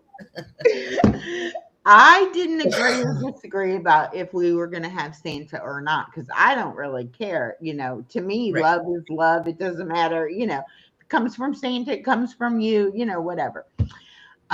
But she felt like we were, deceitful because we said it came from Santa when it did not. Instead of being happy that she had parents that bought her presents, no. Right. It was the fact that we lied to her. So, anyway, yes. Yeah. So now this year, she knows all about Santa. Yep. And I'm waiting for her to say, well, why didn't Santa come to my house last year? What did I do wrong? How did I get on the naughty list? Was I on the no? And then I said to my daughter, how can she watch? She can't watch Rudolph. Our Santa Claus is coming to town. That's one It's of like, the cartoons. Yeah. yeah. I mean, I don't know. I was probably about 10, 11, and I finally, because you're hearing through the kids, Santa doesn't exist. Santa doesn't exist. So finally, I asked my mother, I said, does Santa exist? Is there really a Santa? And my mother looked me straight in the face and she goes, if you stop believing in him, he will stop believing in you. And that's all she said. And from then on, I never questioned it. And until the day she died, I got Christmas presents from Santa. So did she. Yes. So did she. Darcy, yes, there were presents from Santa and there were presents from us. It Yes. all came from us, but yes, there was a difference in what Yeah. she got from Santa and what she got from us. And the only way she even started to question it was we were getting her a bike one year and my husband had come and picked it up in the pickup truck and he had a camper over the back of the pickup truck and he was just going to leave the bike in there. And then she had a friend come over and they were outside playing and the friend looks in the window of the camper and sees a bike in there and she's like, oh, you're getting a bike for Christmas. And so when my daughter said, am I getting a bike from Santa? I should have said, no, Mom and Dad are giving you a bike. Right. But I was like, do you really want to ask me this question? And she was like, I want to know, and I said, yeah, no, there's no Santa. It's us. And that was the wrong thing to say. So, but when you have kids, you have to let them parent their own children. See that toy box right there? Yep. That's others from Santa when he was 3. And what I did was the classic. You get up after they go to bed, you get up and you start building this thing and you build it in the middle of the night till it finally gets built. So it's sitting there under the tree. I mean, my dad was very elaborate because, I grew up in Indiana, so there was usually always snow on the ground.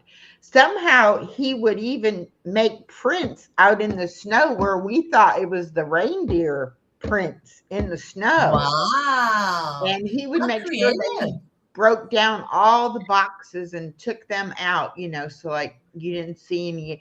So, and Santa didn't wrap our presents.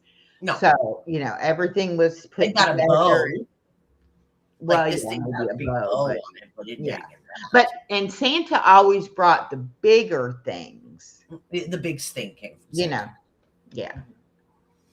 Like other one year got one of those rocking horses. You Hmm. know, remember those rocking horses where they climb out? Yeah, he got one of those. And I built that thing in the middle of the night. But that was the big thing from Santa. Yeah. So Except for Legos, kids don't like to assemble toys. That's so true. All my granddaughters like, can you open it? Can you open it? Can you open it? Like, get yeah, the stuff out of the box. She could care less. right. We went out to dinner tonight, and every time I say, where do you want to eat? She always says McDonald's because she wants a Happy Meal because she wants the McDonald toy. Right. And both myself and my daughter were like, I don't want to go to McDonald's. So I said, well, what if Granny takes you to the store and buys you a toy?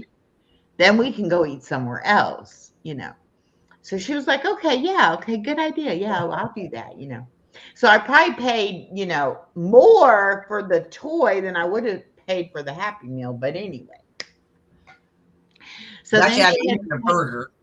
she had to take the toy in the restaurant with her. Okay. And I'm like, okay. So she's sitting there playing with the toy, having a good old time. But at least we didn't have to eat McDonald's and we got to have a good conversation because she was preoccupied with the toy.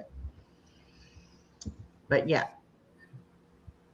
And my daughter also was the kind of mom who said, my daughter's not going to know what McDonald's is.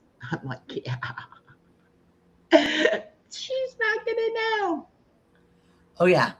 Oh yeah. I was really adamant about other not getting soda when he was little. No, he's not getting soda. He's not getting soda. Do not start him on soda so little. He's not getting soda. He's not getting soda. We went to Chuck E. Cheese one time. One of his cousins was having a birthday, and he was little. He was still in arms.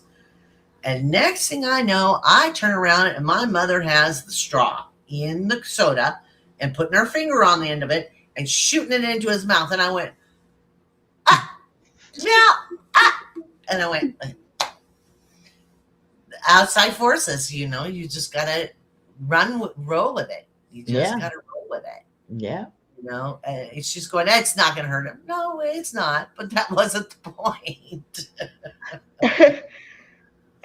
Oh, you know how I'm all the time saying that my daughter complains because her job makes her go to these trainings and, all this kind of stuff. She calls me yesterday and she's like, can you keep the baby, I think it's the 12th or the 13th of January overnight? And I'm like, well, yeah. And she's like, my boss is sending me on to a like a seminar thing where they have to go and spend the night and go to this seminar and all this. And Okay. I said, Well, oh, she gets okay. per diem, right? Yeah, Go I ahead. said, oh, okay, that's cool, and they're gonna pay for the room and take them up there and feed them and whatever. And so, but she was acting like like she was being put out, like she didn't want to do it or whatever. So that was yesterday. Today, she's like, yeah, they called and I had to go ahead and book my hotel room and this and that. And I said, as much as you don't like to do it, it is kind of nice. You're going to get a night away from home, no baby. Mm-hmm. I said, and they only picked 2 teachers out of the whole school. So I said, you should feel pretty good about that. And she was like, yeah, I guess. I'm like, you're crazy. If I had been on a job and they were like, we want you to go away for the night on us, I would have been like, yes, I will definitely Can do we make it. it 2 nights? I'm like, did she want me to say no, that no, I can't keep the baby, so we can't. One of my mom's friends tried that stomping on the roof trick. Oh, wow. Oh, Oh, what was thinking that that? Susan was on the roof. I had a friend who they paid somebody to dress up as Santa to come to their house on Christmas Eve to bring the presents. That's cool. That's cool. That's cool. It's fun what how ingenious and how creative people can get. Yeah. But I just think of the memories they made for the babies. Yeah. Santa came to my house. I got to see Santa, you know. Even at my age, I would still keep that as a wonderful memory. Yeah. Yeah. Yeah. I Takes mean, you know, and it's like I tried to explain to my daughter, it's Christmas magic. You don't have to know how it happens. It just happens. But no. Mm-mm. it's just like Frosty's hat. Yeah, exactly. Yeah, that's isn't that supposed to be Christmas magic? His hat. Yes, it is. Pizza says, I'll take the kids anytime. I had a coworker call the house and speak to my kids. Well, see, now they have the actual Santa hotline. You can actually call and talk to Santa on the phone, and Really? there's an address you can actually send their Christmas letter. When I was a kid, they would post the Christmas letters in the newspaper. Okay. Hmm. My great uncle came as Santa. There Yeah. you go. Is that too cool? See, and I know when you typed that, you smiled. You didn't, you, Darcy. When you typed that, you smiled. Yeah. You may not with your face, but in your heart, you smiled. Oh, and you can text Santa too. Oh, Oh wow. my gosh. Cool. Holy smokes. I saw that What little happened to meme on going to the Facebook. mall? Well, I guess malls are dying. Well, I guess what I was going to say, what happened to going to the mall and sitting on his lap? Going to Macy's or whatever. I did Yeah, that. my daughter didn't. I was She an didn't like elf. I got two see pictures. Santa. I don't know why. I mean, I guess it was just intimidating for her, but well, and then too, one year trick or treating, she got scared by somebody's costume or whatever. Okay. Then it's like she was traumatized by Halloween. It's like, ah. But now she enjoyed Halloween this year because the baby could walk herself instead Right. of, walk half a block and be like, oh, you need to carry me. Well, and then she also had the concept of opening the bag. I mean, she's getting there of the trick Well, or yeah, treat she actually concept. ran up to the house, said trick or treat, got the candy, and Uh-huh. my So that brother-in-law she dressed did as get to go house to house. Santa. Pardon Where's me? the camera, Lucy? What camera? There's no camera. This is all a figment of your imagination. What are you talking about? This is You can all a see dream. the sleigh traveling around the world on a Santa Watch website. Oh, that's true. You can. Well, I knew we would watch it on the weather reports, didn't we? Didn't we watch it on the TV on the weather Yeah, reports? they would say Santa's in whatever, whatever. Yeah. Uh-huh. Hmm. Uh-huh. Yep. I- Now we're showing our age. But yeah.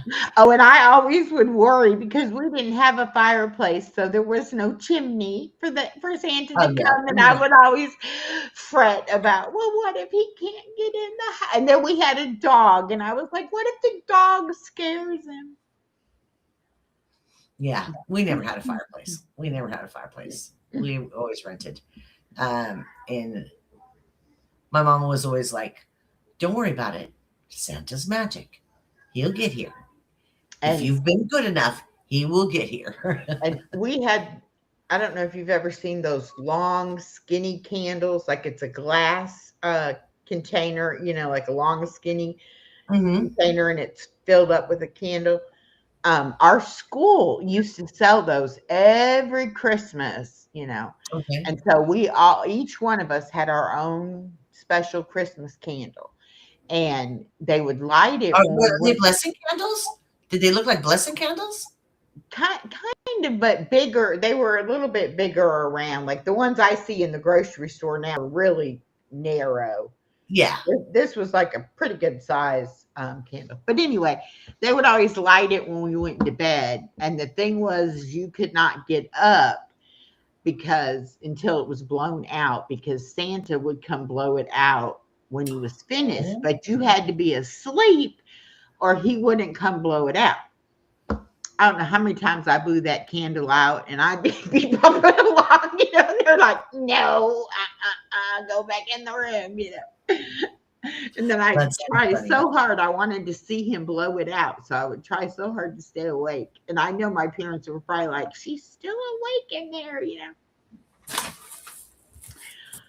Oh yeah, I would wake up in the middle of the night at 4 or 5 o'clock in the morning, and I would say was not allowed to touch anything.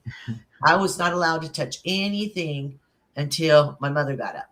So I would lay under the Christmas tree, lay under the Christmas tree until she woke up because I couldn't touch nothing.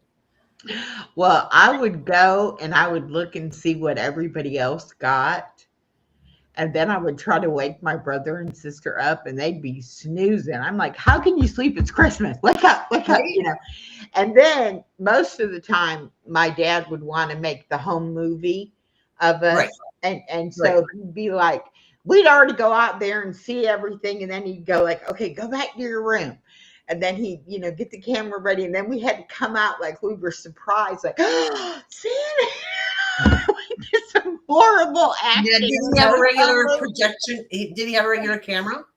He had a camera. I think they had it like was on a thing you had to hold. It was like a big camera, but we had the reel to reel, to play the movies. Like, our family, we had the reel to reel, the camera that was on the stand, and then the string of those hot lights that was so blaring. I don't know if you remember those huge big lights, and there was a row of like 4 of them. Yeah. Oh, they were so intense. Oh, it is? Okay, honey. Yeah. Oh, it is. Is it time for you to for us to go to Betty Bye? Yeah. Pizza said one year my family moved from Washington to California during Christmas break. That was one of my least favorites. I bet. I'm going to tell this story in one of my Vlogmas shorts, but one year we went to Miami to my dad's brother's house for Christmas. Mm-hmm. And so we left Indiana and flew to Miami, Florida, and we couldn't go home because the airport in Indiana was snowed in. Mm-hmm. So we had to stay an extra week in Miami, Florida, which of course us kids loved it. My mom and dad were like, we need to get home. But yeah, that's the one and only time I've ever gone somewhere at Christmas. Yeah. Yeah. Yeah, I did Hawaii twice. That was an interesting concept, doing Hawaii during Christmas, because I'm from I'm California girl, so I'm not used to the snow anyway. But then you go to Hawaii and you're like literally in shorts and nothing clothes and hanging out on the beach, and you're going, but it's Christmas Eve, it's a weird concept. And you were seeing Santa Claus riding on these sculptures, Santa Claus riding on dolphins. Because a dolphin is a sculpture, we had my aunt took us to the airport and she kept our winter coats because we didn't want to take them on the plane and everything, and we weren't going to need them when we got to Miami. And then when we came back, when she picked us up at the airport, she brought our winter coats, because it was snowing and cold. But I can remember my mom being upset, that they would watch the weather report and, find out that the airport was still closed or whatever. And us kids were like, we get to go to the beach another day. Yeah. Yay. But folks, they think responsibility, jobs, blah, blah, blah, blah, Yeah. Yeah. We went to Vermont to my son's house last year. Oh, wow. He has since moved back to New Jersey.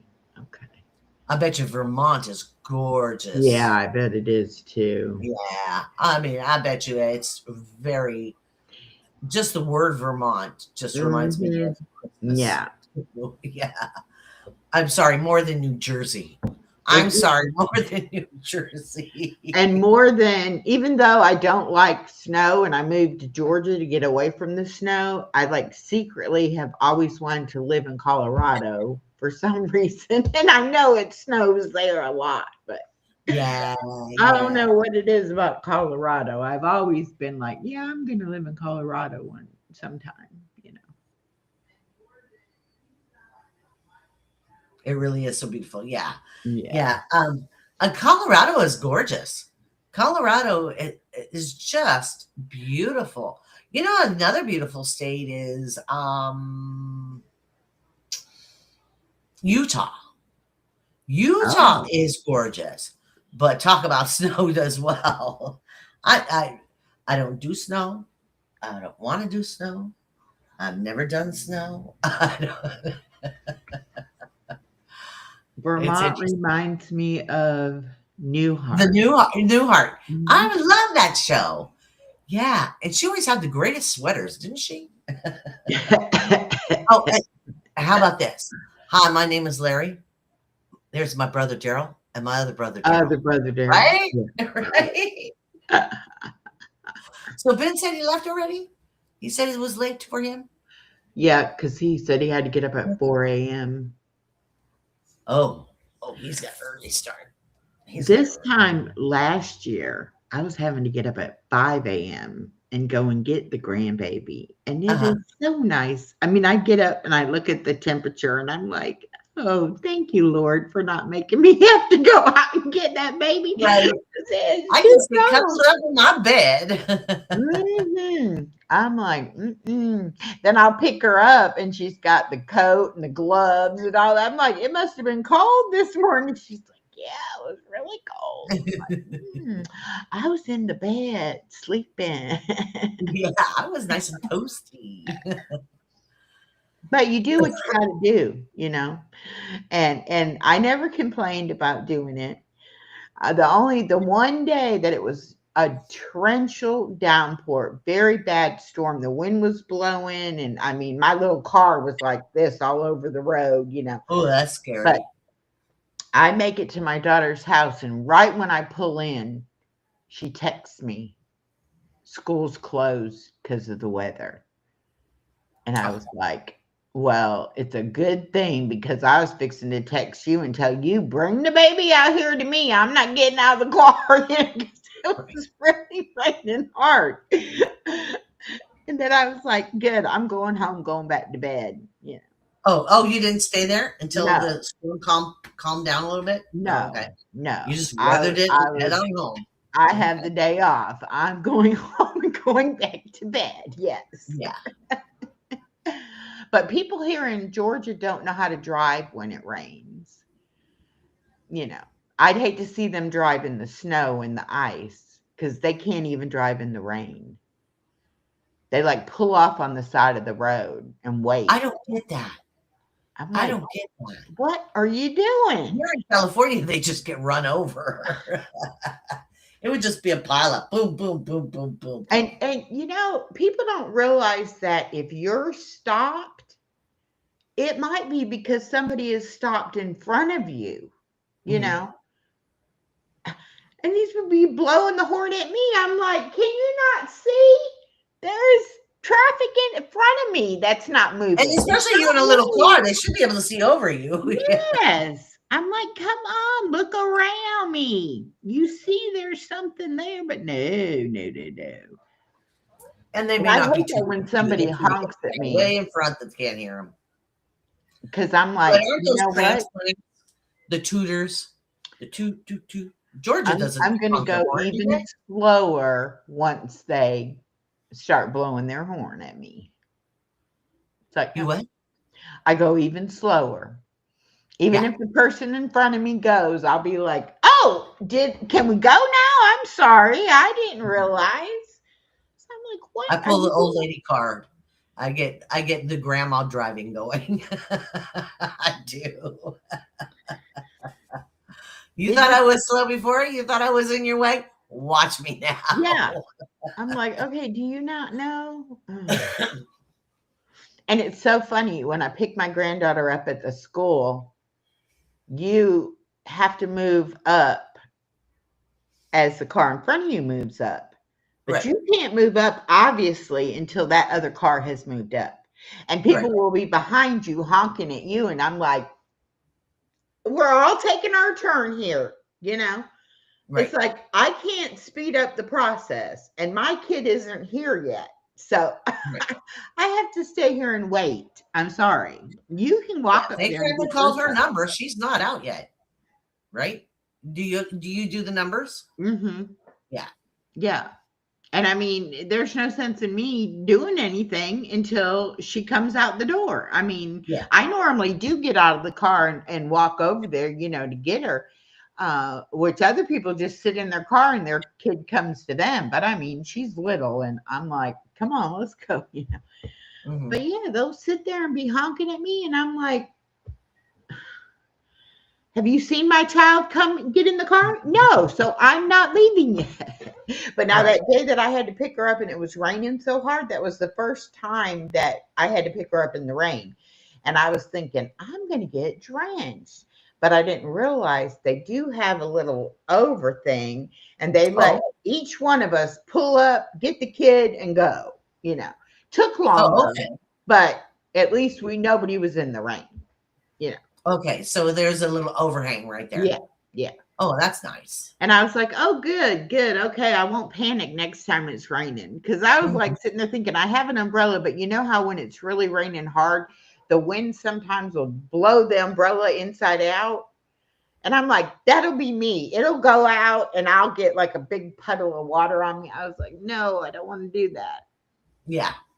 But Well, then and I you did. got to open your door to open the umbrella. Well, you're already wet now. Now you're Yeah. popping open the umbrella. And so you're hoping it'll stay there, but you're already soaking from playing with that. And yeah, it's just a Oh, wow. Miss Edna domino. is in Chicago, and she said it's like the first snow, like they don't know how to drive in it. It's like they forget from year to year. Exactly. Well, you were close Exactly. to Chicago, right? Yeah. Yeah. Yeah.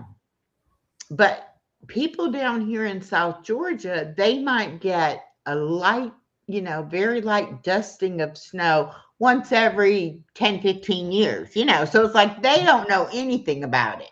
And then when it does, it's just like, they don't know what to do. We don't have snow tires, there's no chains on the tires, there's no salt to put out. I mean, it's like all the things that you would need if it snowed, we don't have. I bet they don't even have snow plows to come Well, in. why would they if it's just a flurry? But It what seems I'm like saying is, even if we ever got like a real snow, Mhm. they everything would be shut down. Nobody could go anywhere or do anything because we don't have any of the necessary equipment because it's so odd for it to, Now up around Atlanta, yeah, they get snow occasionally. Oh, okay. But down here in almost to Florida, I mean, it's rare. It's really Yeah. rare for us to Well, last time it snowed here was in 1977. get. And before that, it was in 1963. So it doesn't snow here. It doesn't. I don't do snow. I don't do snow. And it was a little flurry. It didn't even whiten the ground. It was Hmm. just, we called it snow. It wasn't real. It wasn't Well, real. that I mean, Winter storm in here tonight. Yeah. Ooh. they shut I don't- everything down here when if it snows at all, because like the kids have never seen it. So I mean, even if it's just barely there, Oh, no school. The kids have got to see the snow. And they'll even do fake snow at Christmas sometimes at the school. Okay. Have a snow day, and they'll bring in like a ice A blower snowball. thing and blow out. It's like, oh my gosh, they want snow so bad they make it snow. They need to go to a field trip where snow is, but that's just an opinion. Now, I lived in Indiana for about a year and a half, and snow didn't stop them for nothing. Mm-mm. Nothing. They didn't care. It's snow day. It's the wind is blowing and this and that. They didn't care. Bus is coming. Climb on the bus. We're going to school. They didn't care. Yeah, It's it, it was it's the totally norm. different because I mean, and it might snow, and you might be snowed in for a couple of days, and then it may snow again before that first snow ever starts to melt, Mhm. and it just keeps compounding it, and life goes on. But Yeah. I was 8 when I lived in Indiana. So it it was was it was an fun as a adventure. kid. It It was was an adventure. Yeah. it just wasn't fun once I had a job and I had to like actually go out and go to work and all.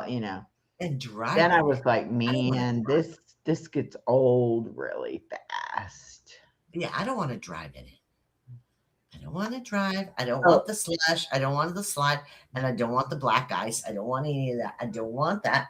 Nope, nope, nope, nope. Stephanie is in Ohio. Oh, okay. They get a lot of snow there in Ohio too. Yeah. Darcy said we go to school when there was a foot of snow. Yes, they didn't care. Yeah. Yeah. You But just then go. again, we had snow suits, and you had because you had to deal with it. Yeah. It's just Now here. you were in northern Indiana, right? Mm-hmm. And I was in southern. I Yeah. was almost at the Kentucky border. Oh, okay. Yeah, you were on the I was the at opposite I end. don't know if it's a big town. I mean, it's on a map. It's Evansville. Have you heard of that? Is that considered a big Evansville. town? Yeah. It's considered a big town? That's where I was. Yeah. Yeah. I think there's a university there. Is there? I don't I think so. like I said, I was All 8. right, Pizza. Merry Christmas to you too, and thank you again for becoming a member. Bye, pizza. I'm glad you're here, honey. I'm glad you stopped by. Yeah. Uh, So like I said, come by the village, visit the village, and I am just about and I'm going to keep my green up until the holidays are over. Then I'll probably pick another color because, as you know, I don't know if anybody knows this. I probably won't be able to get it back to green again, but we're going to play.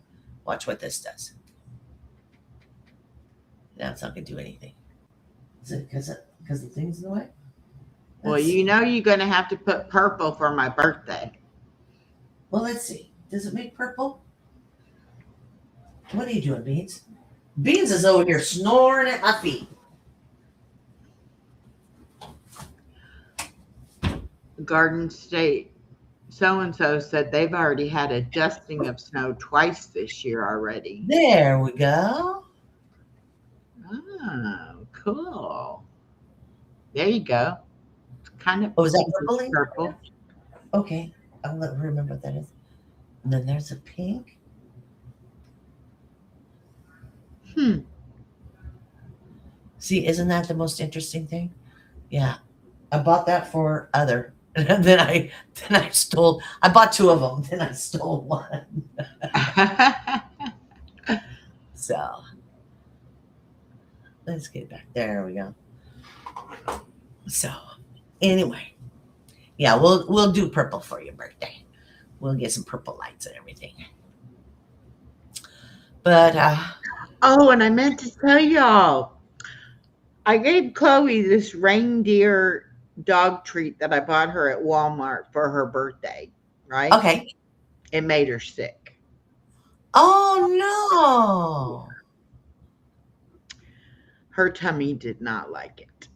Oh, that's too bad. I was That's too like, bad. oh no, Chloe. Oh Like I said, I made him that peanut butter cake.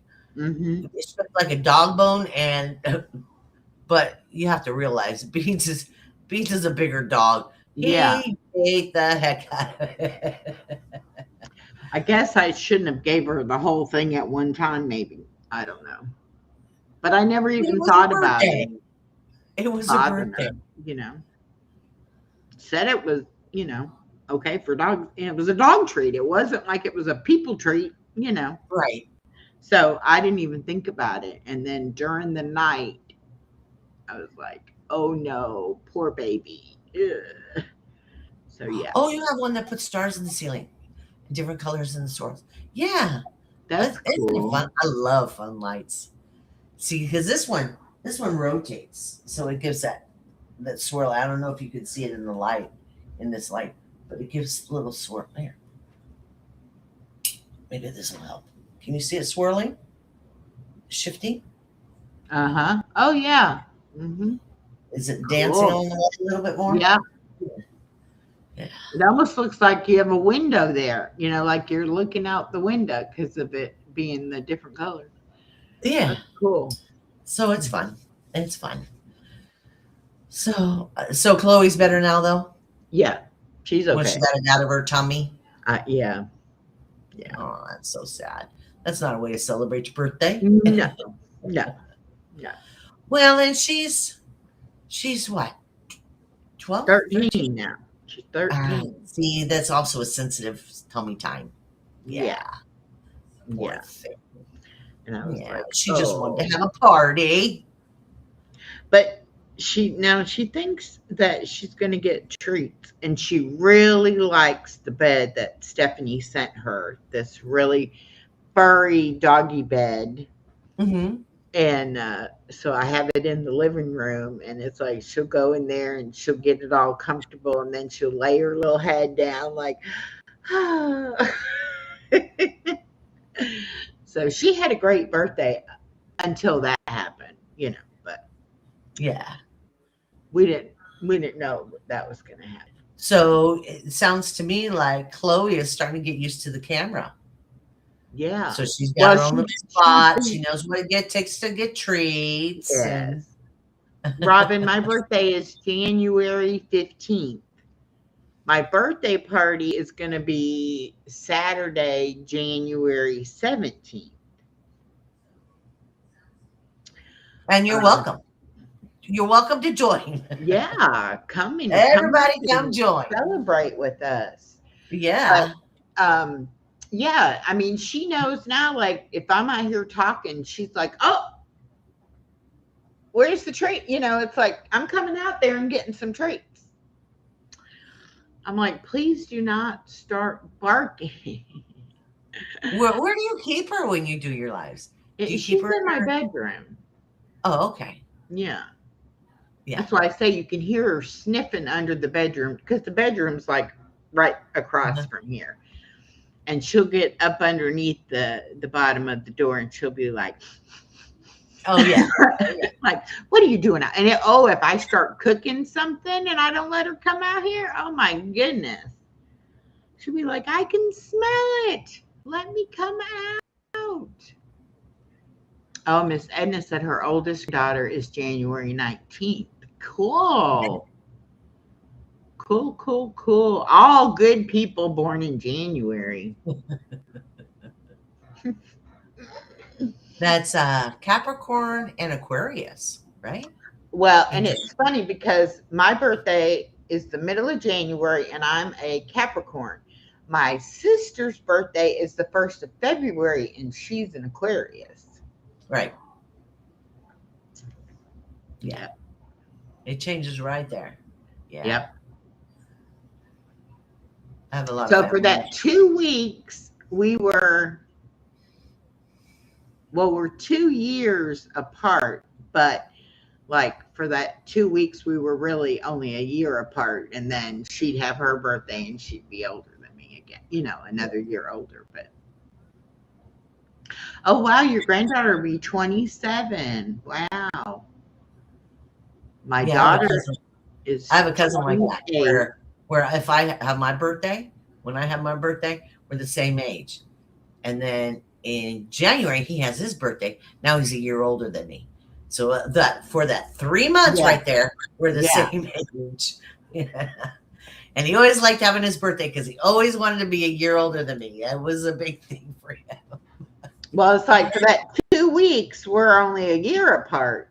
And Right. then after she has her birthday, then we're 2 years apart, up until that I my birthday again. So December 22nd. oh, Oh, Robin's youngest. that's the winter solstice? Winter. Yeah, see, It's the so shortest day of the Capricorn year. must go from like mid December through mid January, and then Aquarius. Uh-huh. It's the last part of January. Mm-hmm. That's December 22nd is the shortest day of the year usually. 22nd or 23rd. Let's see. Uh, it is 21st this year. The winter 21st. Okay, solstice. right there. Uh huh. I The knew it was 21st. somewhere. Yeah.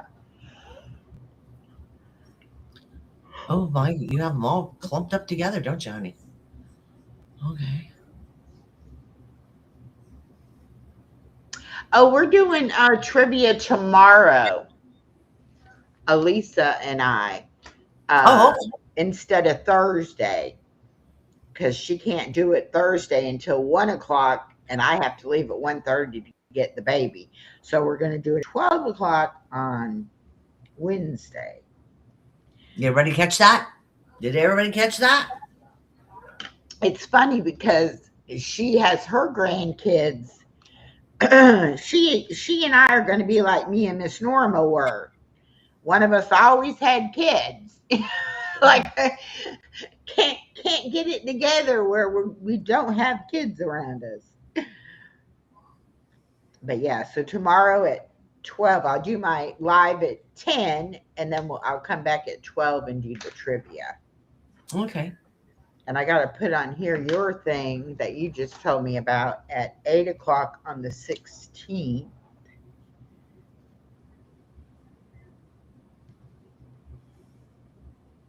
On the Village. And then on December 22nd, that's a Monday night, I'm going to have Miss Deborah on at 7. Yep.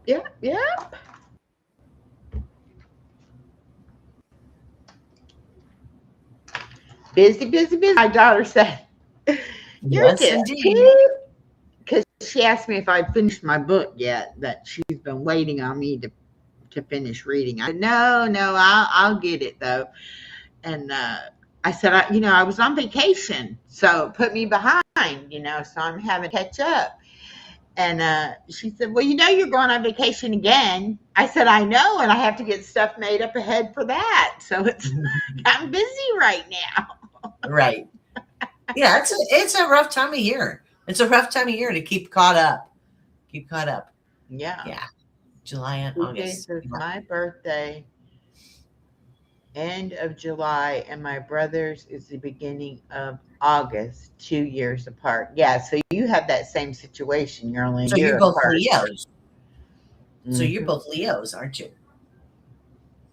Oh, wow. Robin says, my late brother and I were both May babies. He was a Taurus, and I'm a Gemini. Yeah. So Yeah. he was the first part, and she was the last part. Yeah. Because It's funny how you would think it would run, like the whole month would be one sign, but it's most of the time it, switches. Well, Caesar didn't get involved in the zodiac signs when he made the calendar. Wasn't that who made the sign? The zodiac, the calendar was Caesar, Mhm. wasn't it? I think so. My granddaughter's a Leo, and she's born on the 6th of August, and my daughter is the 6th of September. Okay. So I can remember So, theirs really easy. And then my son-in-law, his is the 16th of October. ooh, he's closer to October. Hmm. Is he Libra? He's a, yeah, Libra, I think. Yeah, Is it Libra right there? I think so. And your daughter was when? The She's a 6th, Virgo. She's September 6th. September 6th. Okay, that's Mhm. Virgo. She's a Virgo, and my granddaughter's a Leo. She's going to be really strong. Leos are strong. Oh, she's already. I mean, she we my daughter had to tell her today, to stop being demanding, because like she just says it like she doesn't say please, thank you, I would like, and she just say Whoa. my daughter was like, okay, let's not be so demanding. Yes, Libra. Dad was October 2nd. Okay. Hmm.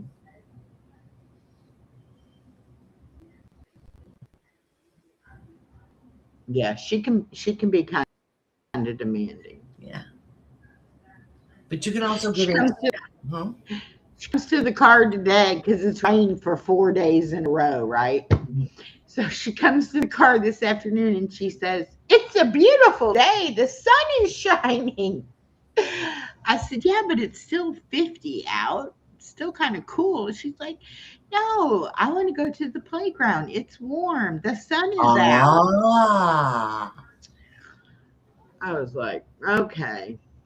I told her, I said, "I'm going to start putting my winter jacket, my gloves, and my scarf in the car because I never know when she thinks it's okay to go to the playground, you know." Get those little warmy things where you shake them, you tear them and you The shake them. hand warmer things, yeah. Oh, I swear by Oh, those Miss things. Edna's a Virgo.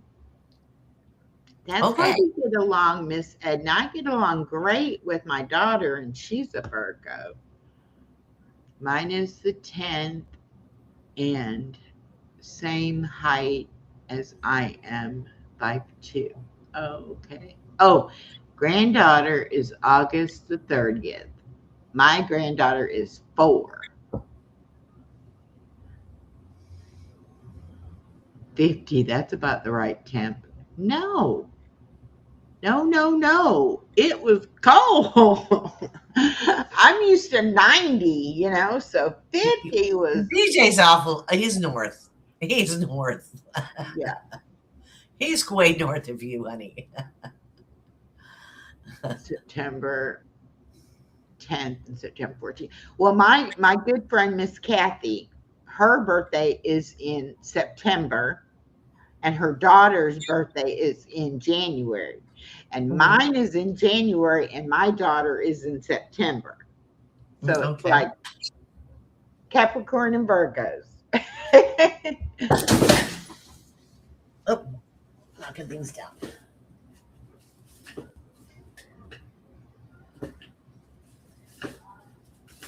There we go. Sorry about that, folks. Yeah.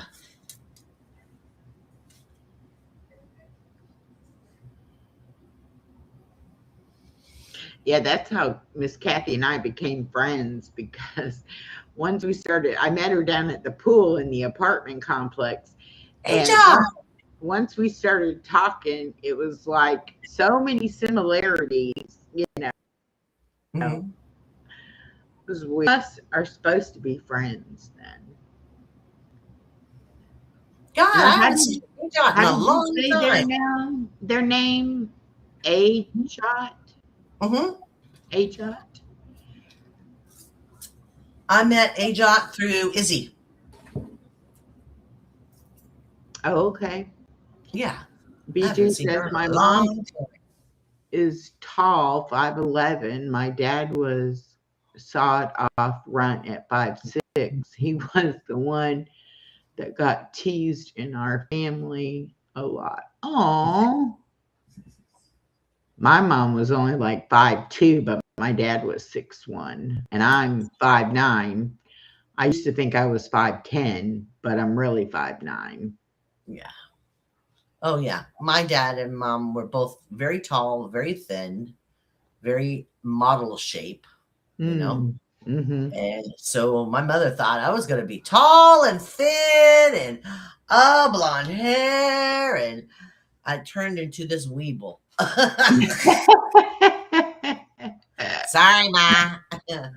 I ended up looking like my dad's mother. I'm built like her. Yeah.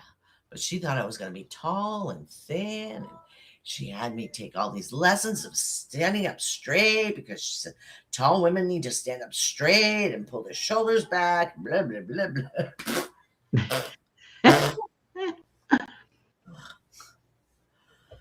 Oh, blah. BJ says him and his brother are both over 6 foot tall. Wow. I believe that. I believe you're tall, BJ. I believe you're tall. Well, my brother is probably 6 foot, but my sister is like 5'2", 5'3". Mhm. My daughter's probably 5'4", maybe, if that, maybe 5'5". Yeah, my whole family, my mother's side of the family is all tall, thin, all tall, thin, and then, but they're all blonde hair and blue eyed. I'm the only Hmm. redhead, you know. Oh, okay. What did your milkman, what color hair did he have? Well, what they taught me to say when I was a kid was, and they didn't have them when I was a kid. I didn't know what it meant, and they taught me to say, "Well, where'd you get your red hair from? From the Iceman." Uh-huh. From the Iceman, and everybody would laugh, and I went, "Okay." Hello, Micheline. Welcome. We used to get our milk delivered to Yeah. the house, right? In gallon glass jugs. Uh-huh. And when I was about 6 or 7, I decided I was going to bring the milk in the house. Uh-oh. And I had one in either hand. And I went to show my mom that I was, being good because I was bringing in the milk. And I said, "Look, Mom." And when I did like that, the jugs clanked together and broke, and the milk went everywhere on the carpet. Oh my gosh. I got in so much trouble for that. Oh my goodness. Yeah. Yeah. My grandparents had milk delivery for years, years and years. I can remember until they Yeah. finally, and I don't think they ever canceled. I think they just stopped delivering milk. I think that service stopped. Mimi lives in Rhode Island and she has milk delivery. Okay. I don't know if it's in glass bottles or not, but I know she has milk delivery. That's very cool. I'm glad they Yeah. still do that. Yeah. I'm glad they still do that. That's a tradition that's that's really cool. It's very steeped in nostalgia. Yeah. I was Yeah. surprised when she was talking one day about, the milk delivery. I was like, "What? You get milk delivered to your house?" And she's like, "Yeah." I I was like, remember I remember we used to have it was kind of an ice cream truck. The Swan And one? well, it was an ice cream truck, but it was with bread, Oh. pastries and stuff. And he would come down the road and then he would stop at, you know, yeah. And I remember him doing that. But it was mostly like Mexican pastries. I don't know if you've had Mexican pastries, but they're a little bit different. So they did a lot of that. I thought that was interesting. BJ said my grands had their own delivery service, farm to table direct. Wow. Wow. Cool. That's a lot of work. That's a Oh, lot yeah. of work. That's very cool. That's very cool. All right, honey. I'm just about out. All right. Well, it is 10:40. We've been on for 2 hours and 40 minutes. So, Okay. All right. I hope you guys enjoy your evening, and leave comments in the after the show, and let me know if you want to hear more. There is more, but Part two part to be two. continued. But yeah, come by the village, visit the village. Uh, Also, trivia has changed day, correct? Just for this week, as far as Okay, I it's know. changed. But trivia will be tomorrow at noon. There you go, folks. And then I'm having a special live Thursday at 11 with Gail, and we'll be announcing a new Suno challenge coming up. Oh, nice. Mhm. I heard rumors of something about that, so that'll be cool. That'll be Yeah. Yeah, we wonderful. finally got together and got Yeah, that worked out. So that's coming up on Thursday. Thursday. You going live Friday night? Yeah. Yep. All Mhm. right. 8 o'clock Friday night, Body Illusions house. Yep. All right, folks. Thank you for having me. It was beautiful. Thank you, Echo, for listening to me. Oh, You've no been problem. a, Anytime. a beautiful and a dear friend, and I love you dearly. I love you too. All right, everybody, have a great night, and we will see you. Actually, we will see you Sunday too at 3 p.m. There you go. There you go.